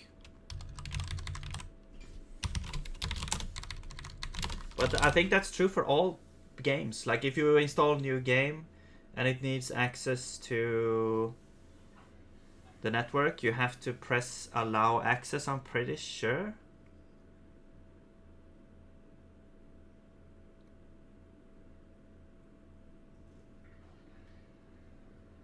This YouTube stream is using UDP. Are you getting a lot of losses or something? Because I feel like sometimes I said something and I have to sort of repeat because it feels like it got lost or something.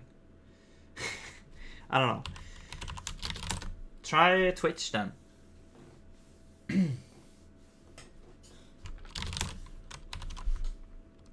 Because in Twitch, the YouTube has like the delay of chat is super long, and Twitch has way shorter delay. Or not the chat, but the stream.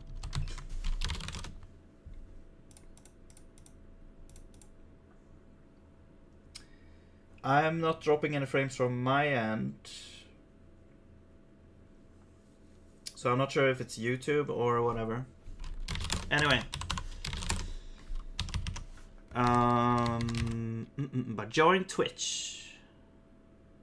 Because it's much easier to speak on Twitch.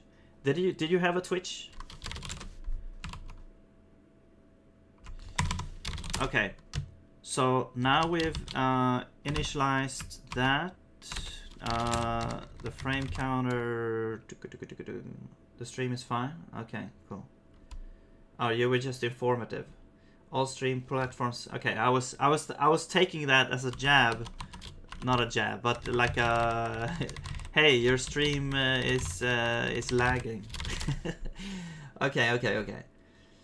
Yeah. Well, that makes sense because it's like it doesn't matter if something got dropped. It's just send the next thing and yeah. It's kind of the same in games, although games sometimes it's like crucial. It feels like, okay, well, what if there's like crucial information that needs to be. I think there might be several modes. One mode where it's just streaming in data, like updates, and then if there's something that's weird, that's out of sync, you might want a larger syncing packet or something. I don't know. It's interesting. It's because everything needs to happen so fast, and you need to have a accurate representation of the game state and everything. And there's probably some maths involved somewhere to calculate how much data you could potentially. Maybe also like error, because there's like error correction stuff as well, and yeah. It's very interesting. Okay, so frame counter system. Yes. Let's add a convenience here. Get current frame.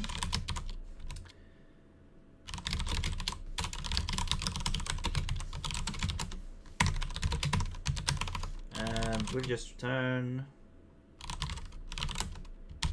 get const frame counter dot current frame.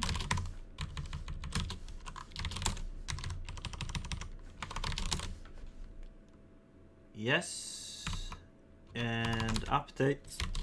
We will call this basically at the end.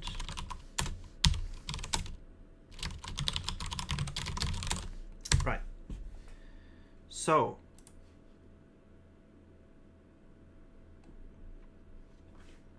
now any signal that comes in will be put at the next frame. So we'll add another convenience function, get next frame. And I will just add 1, except we need to mod this. And this needs to be wrapping 1. And we'll mod it by the maximum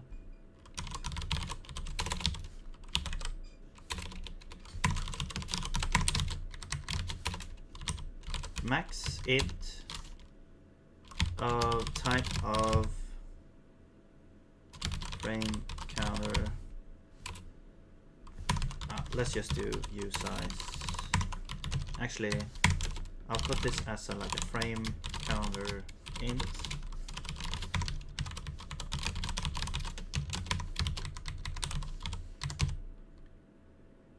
And yeah, that's what we want to mod with. Actually, we don't need mod because we are using wrapping. Okay. Yeah. And here we also need to mod or wrap around.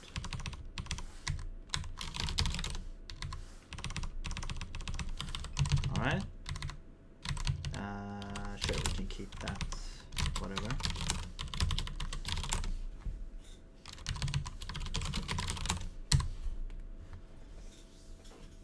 All right, good. The stream is fine. Great. Thank you. Thanks for letting me know. It's just that sometimes it's a bit annoying that I don't know why it's the chat is so delayed. So it's like it feels like sometimes that I answer to something that is like way back. I would rather have like a more there's no issue if you don't feel it's an issue, but it sometimes feels like I'm not answering in time, basically. All right. Great. So now if we go to the device system,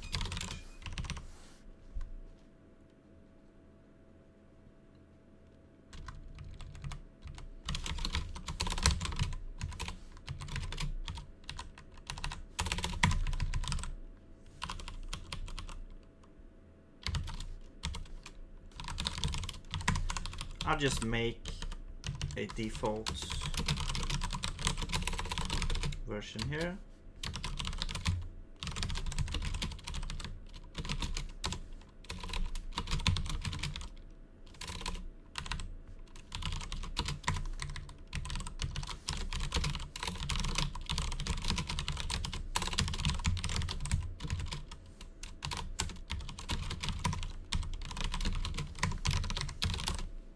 All right.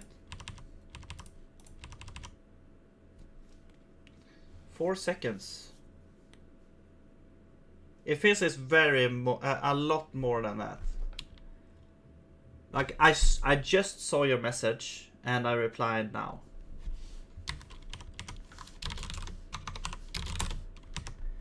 Like I don't mean what the count, like the time counter that you're looking at. I mean, like the time it takes for my stream to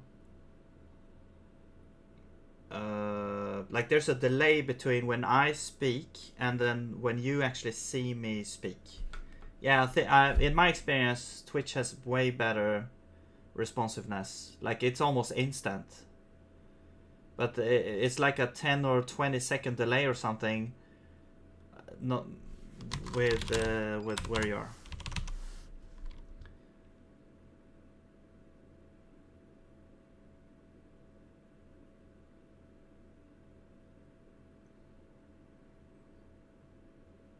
Yeah. So set signal.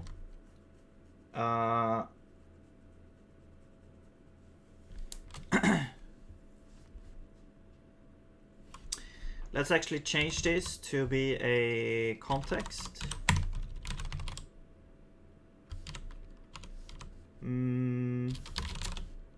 Or we could.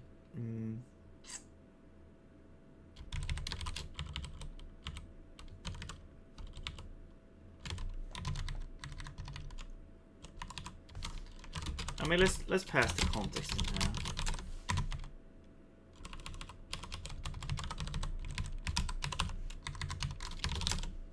So I think always we want to do when we set the signals, we always want to set it to the next frame.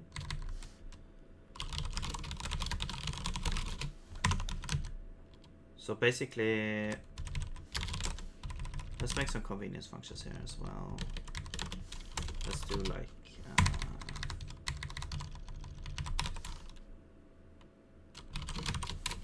init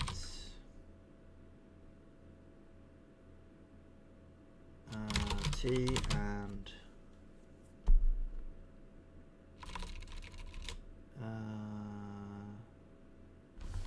no, whatever.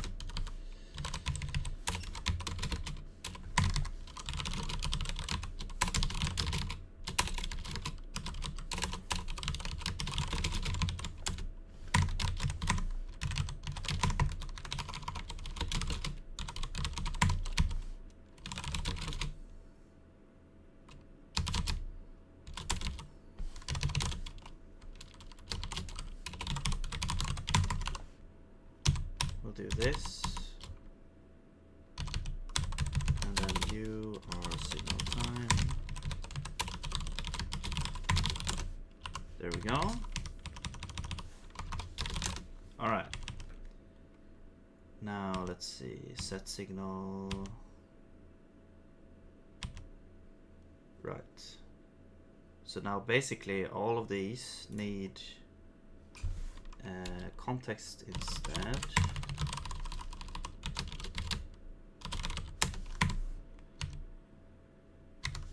Which is kind of, yeah, this is kind of weird. It's like the state machine context, but it's not like, this is not really a state machine context. It's more like a general context for like the ECS system and having like the current frame, timestamp, the entity, and the registry in one place. So it doesn't really have anything to do with state machine context. It's just that we have a bunch of convenience functions for the state machine in here, but this really turned out to be a super useful construct to have throughout the entire application actually. So I'm basically using it everywhere, which is fine. Okay, so now you want that. Awesome. Okay. Yeah, so this is that. There we go.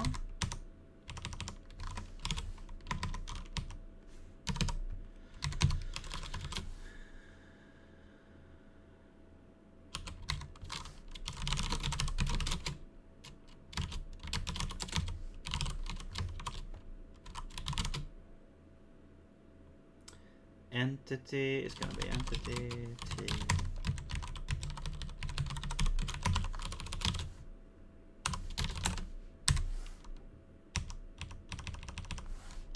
Actually, we could just do it here. This is what's so nice about this. I don't even need a type. That is what's so nice about this. We know, if you know that this needs a this type, you can call, you know, the functions on it. This is just so good. It's such a nice upgrade. I think they added that in 0.14.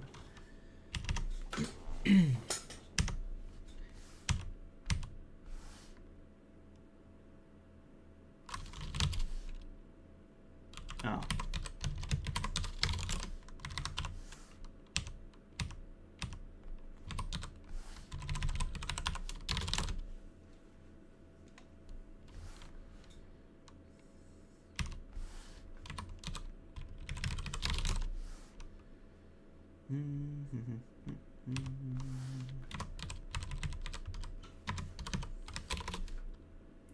Here we don't have it, so we need to do... Actually, the entity doesn't really matter here, but whatever. I don't think we actually use these now. We only use...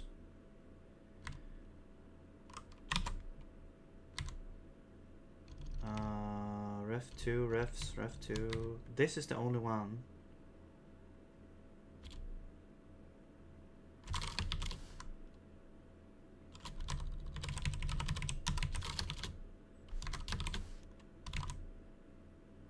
Oh. So we could just use refs.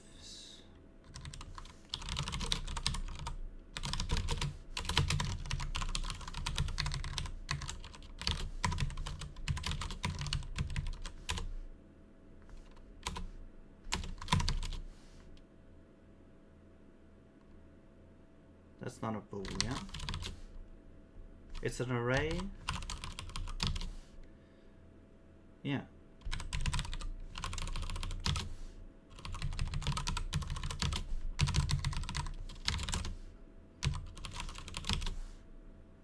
Yeah, there we go. Okay, cool. So we can actually remove this function. And wait. Yeah. And what about you?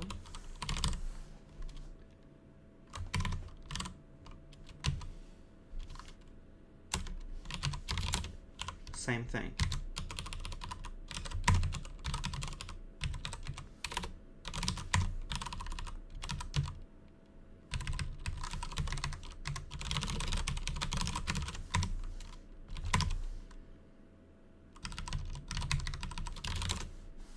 All right.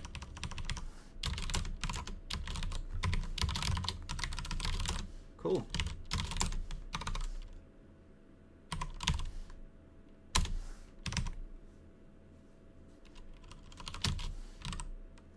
Wait. Oh, this needs to be frame counter int.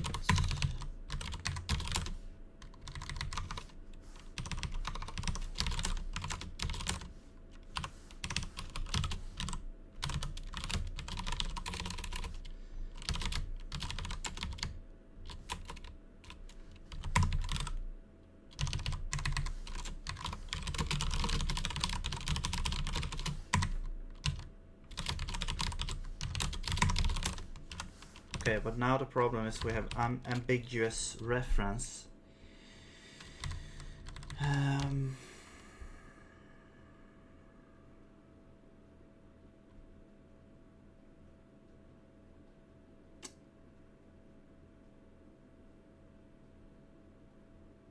don't know of a good way to solve this, but I think I want to do this.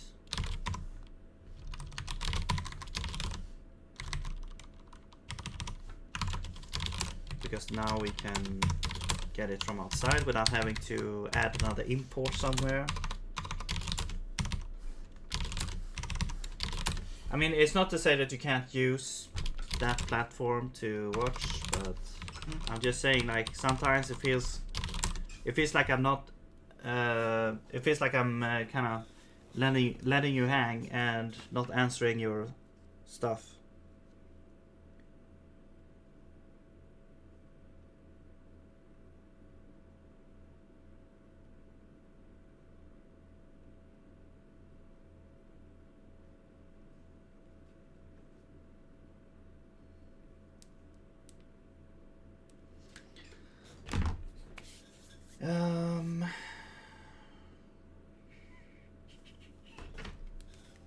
1 second here.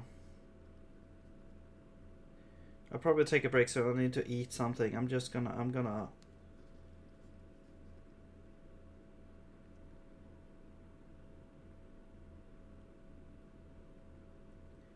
get something here.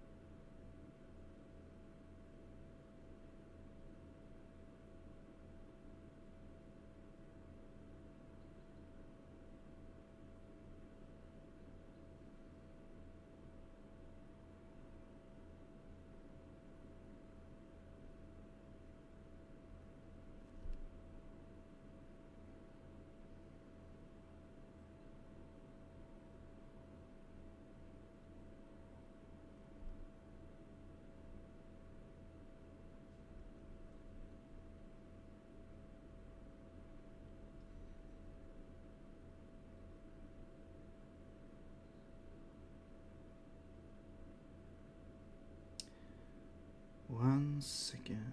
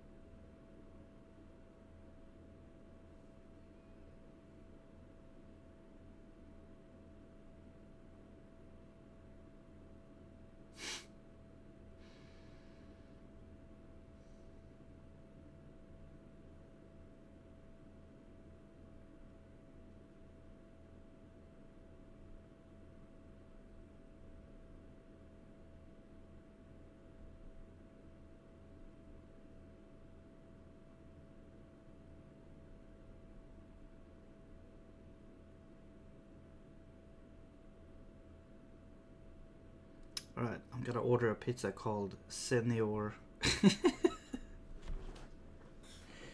Feels good.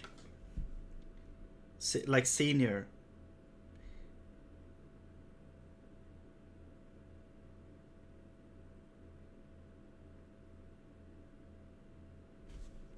Only seniors can order it.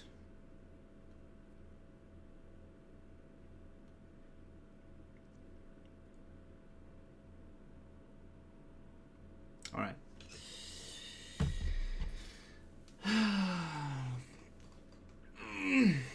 Okay. What are we doing? Yeah, we're fixing a whole bunch of things with this. Alright, let's see. Okay, yes. So now... Oh! Hello? I forgot about this one. Oh, we can remove this now. And this is... we should get now changed. And since we've basically, you know, abstracted away this concept of getting a new signal, we don't actually need to change these places once we've adapted to this new thing. We just need to get this, use this new function here. So here we got like the signal, if it's on or off. Yep. Oh yeah, I need to add this to...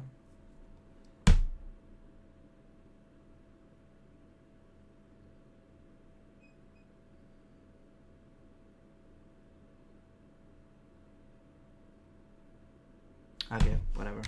I'll not add it to the save file unless I see that we actually need to do it. Use of undeclared identifier as.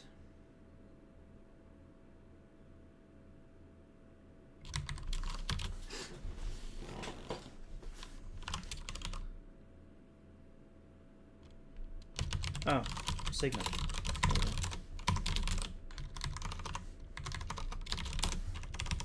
All right. Game input.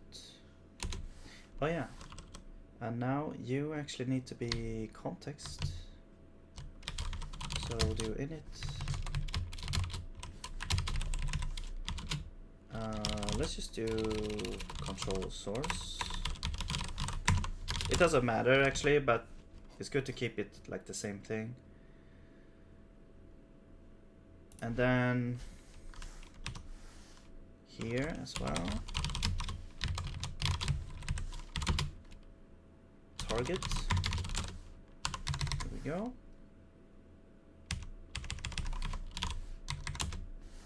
Right. Okay, now we need to change these functions. So signal changed, get signal changed. This needs to be updated. Instead of looking at the timestamp, we are looking at the frame. And we need to get the frame now instead. We could pass in a context to get it. Instead.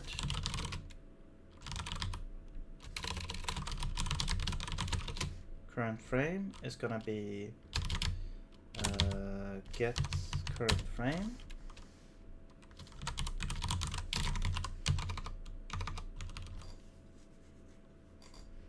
And if the current frame is equal to the frame of the signal, then we return the signal.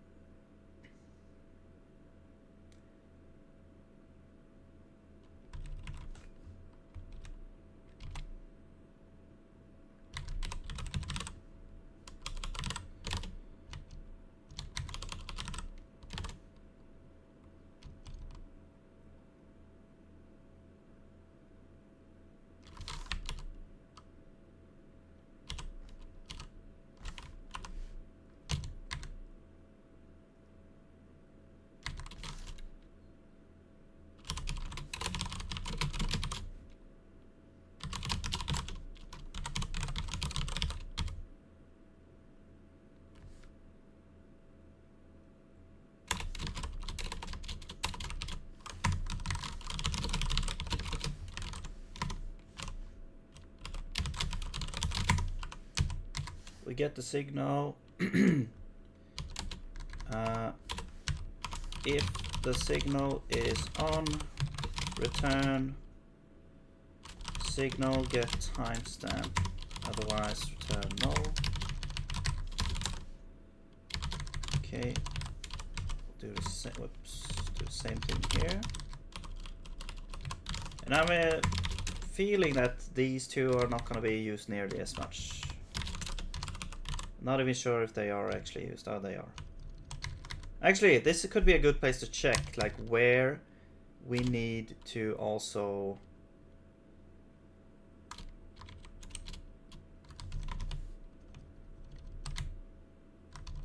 okay, is signal on. So actually we could change this to is signal change to on instead, because that should do the same thing. And yeah, if we could get rid of this function, that would be great.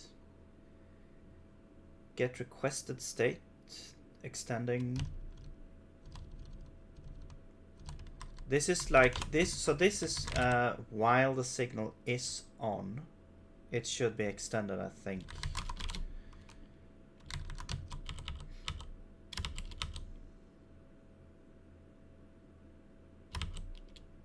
yeah.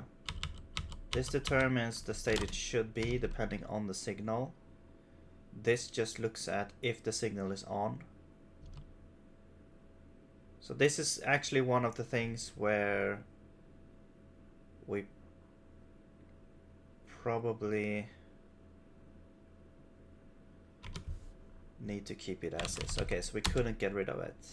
This one could use this though, because this is a one-time switch. This as well. And this one also. Okay, so there's only one left. So maybe we could make it so that we don't need to use this anymore. Only one. This doesn't have anything, but whatever. Let's just keep it around until we don't need any of them. Okay. Right. So get signal changed. You want context now instead? Oops. And you also. There we go. Cool.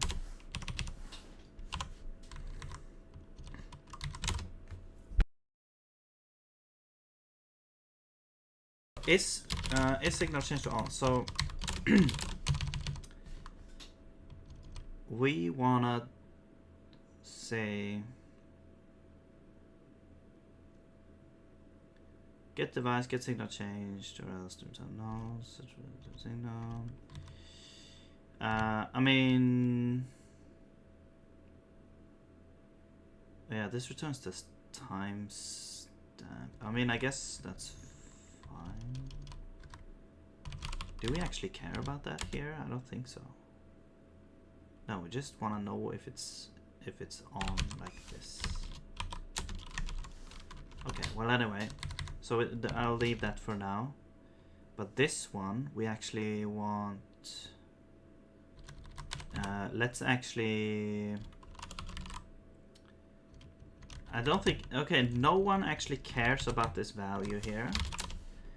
So maybe we should just return. No, this will be this would actually be like the signal time. So we'll just return that. Yeah. There we go. Now that should be fine. Okay. Let's compile and see. Feels like we did a lot of changes.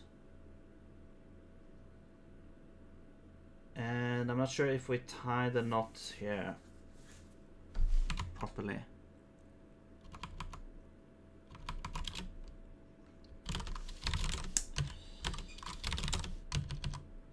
Yeah, I mean now it's frame counter based. Whenever you send a signal, it's gonna be done next frame. Yeah. Basically, if we look at the update function, anything that happens, this is the last thing that happens. So anything that happens before that, if you set something to happen next frame, it's going to happen next frame, because here's when the frame counter X is adding to the increased, and then the next, and then everything above it in the next frame will now have the correct frame number there. And even if it wraps around, that doesn't, that doesn't really matter. We don't really need, actually, we don't need like a U size for the size of the frame counter either.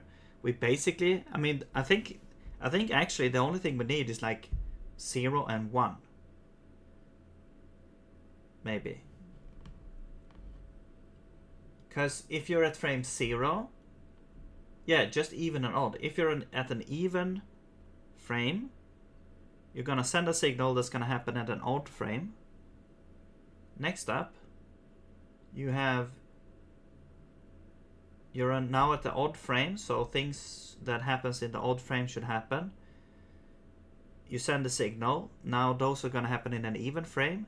Next frame, you're an even frame. Yeah, I think that's the only thing you need.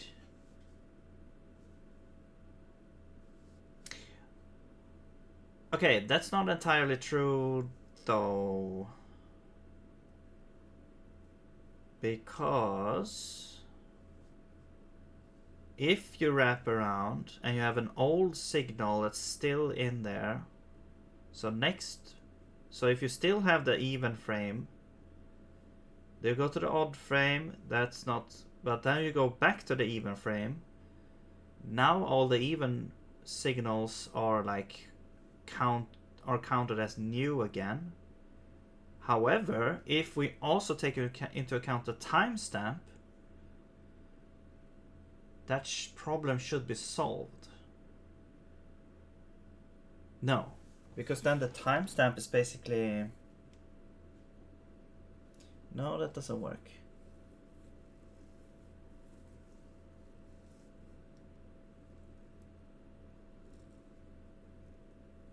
Unless we update the timestamp. Wait. Okay, yeah, no. So basically, if you have a U size, okay, with that system, if you have a U size, so the signal lifetime can be whatever the maximum integer like frame counter will be. So if we have a U size, it's going to be like 32-bit, 64-bit. That's a lot of frames. It's basically never going to happen. If you have 32-bit, I believe that is...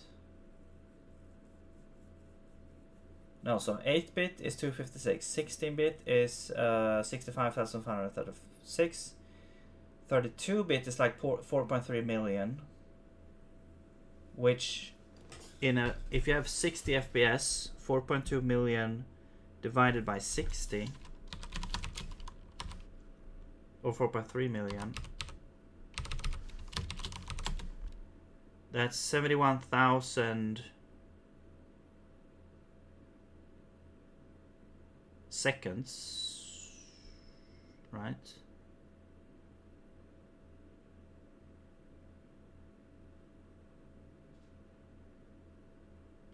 Okay. Oops. 4.3 million over 60 frames per second over 60 minutes, hours, 19 hours. So you would have to wait 19 hours on the same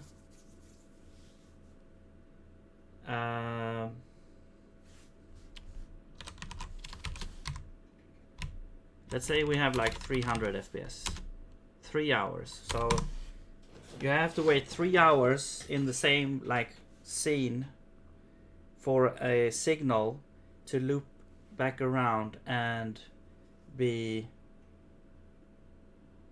and that's only for 32-bit. For 64-bit it's like, okay, what is that? 2 to the power, I don't know if you can do this. Okay, it works. 2 to the power of 64. Yeah. So basically, okay.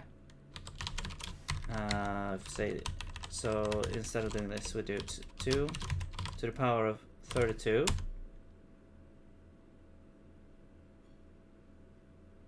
Wait.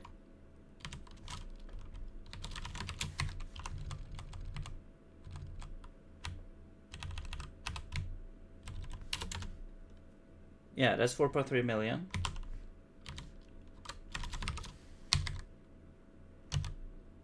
Uh, 2 to the power of 32 in 60 FPS.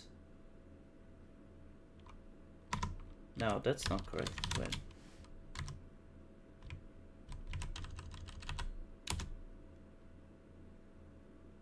Okay, that looks like it was the same.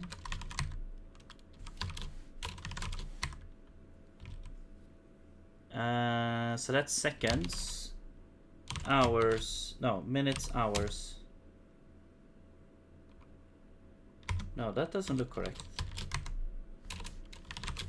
What the hell?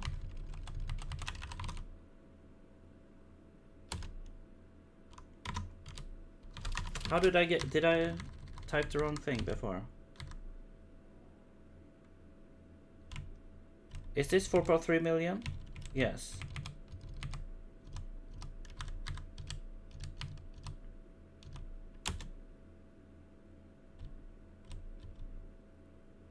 Oh, it's 4.3 billion. Oh. It's 4.3 billion. Okay, now it makes sense. I was like, what? So if you go at 300, let's do be generous then. 1400, because that's like the maximum that Rayleigh seems to go to for some reason. And then you take the hours. Actually, let's do days.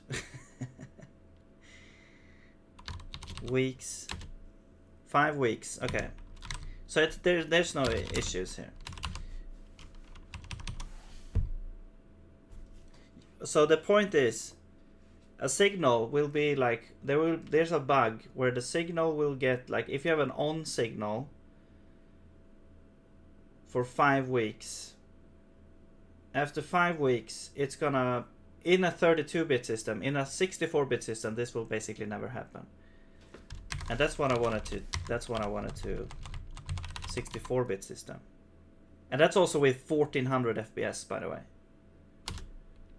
This is how many weeks. Oh my god, okay. Hang on.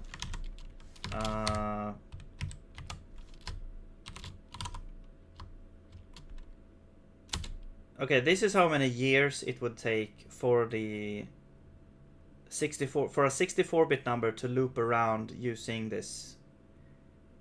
Like 1400 is basically taking you know, the maximum value of a 64-bit unsigned integer divided into 1400.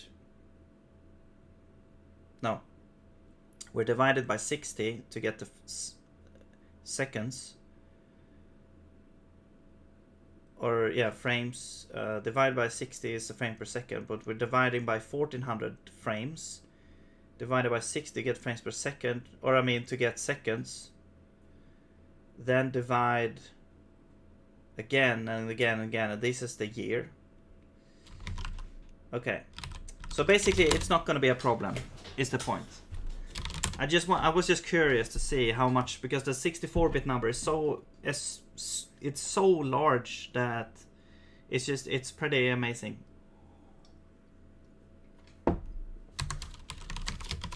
What was it? Power to 64? Yeah. E to the 19.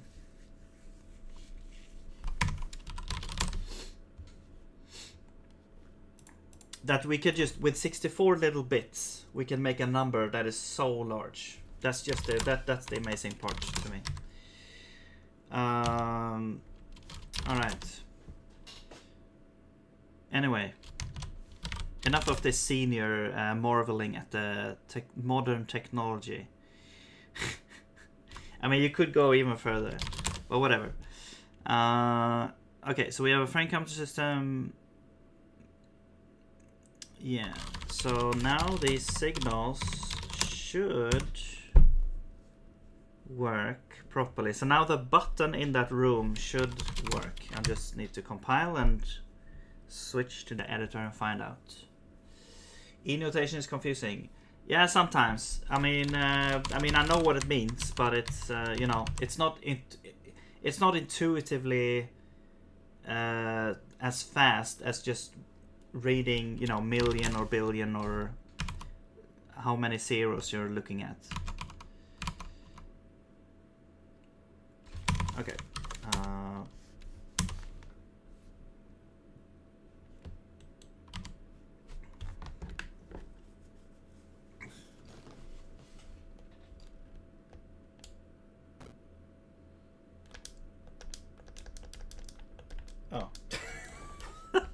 Okay, nothing happens now.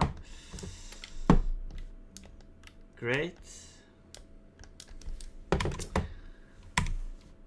So that was anticlimactic.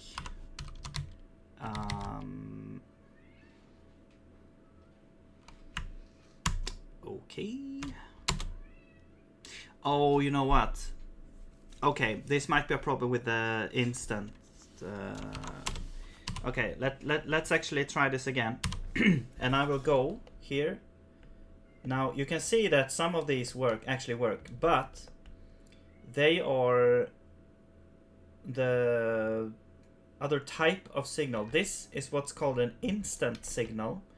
So it will basically instantly send a signal, even though it should be a little bit, there should be some delay there, or you know.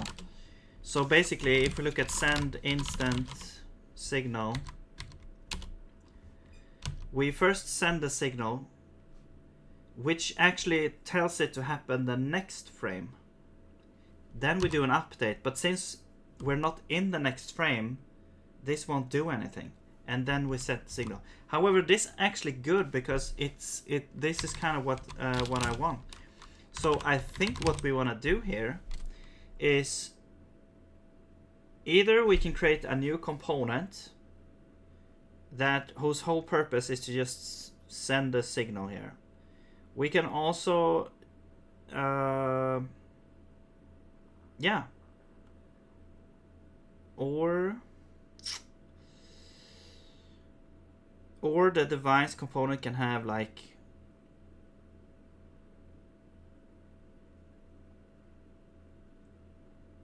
there's a couple of different ways to do this. The device component might have a way to actually set an instant signal, which will only be in one frame, or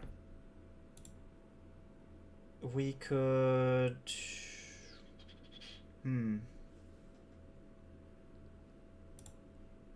I think eventually I would like to have a logic system here. You could basically build computers off of that. Like if you have, because right now each device can only receive a single signal, and that signal is kind of like shared between all other things. So all the signals that comes in is basically just merged, I guess you could say, into one signal. But we can't just set this to on and then leave it, because then this will be on all the time. We need to have like a timed thing, but we can't just add a timer here and say that set the signal to off after a time, because what if another signal came in? So it's basically we need to be able to say that we have a unique signal that comes in here and that gets shut off. So we could make it so that the device components have a list of signals that comes in instead.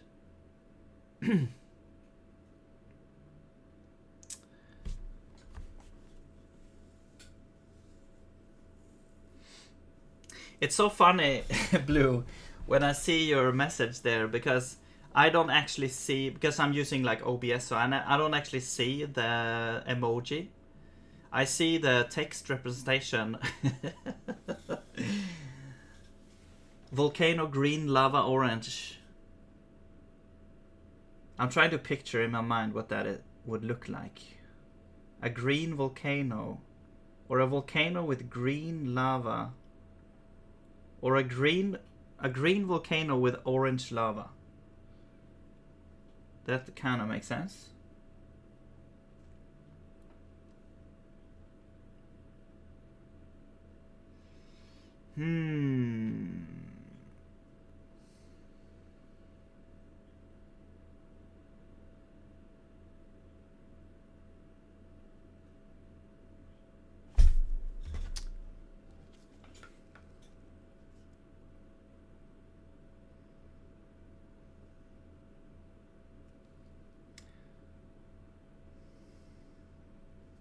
All right, I think this is gonna be this is gonna be a large.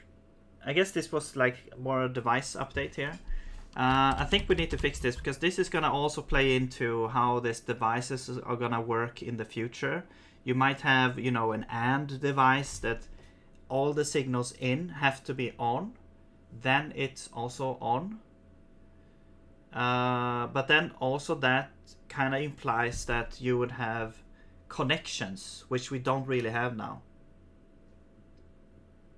In that sense, we do have connections where each device can be connected to other devices,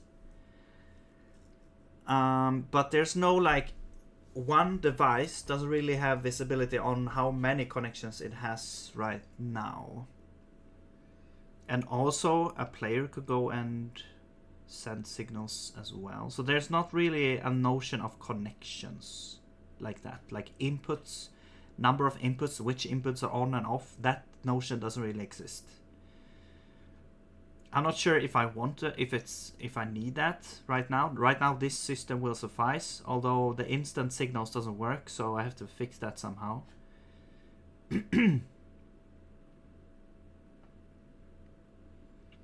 But yeah.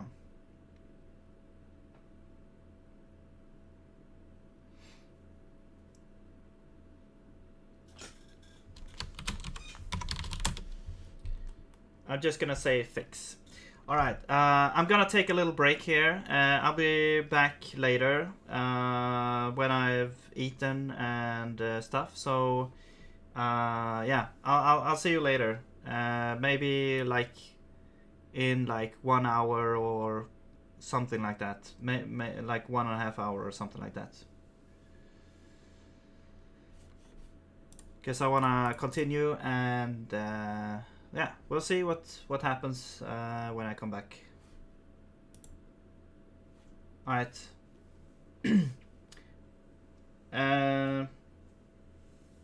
Yeah, so see you later, Blue. If you join here later.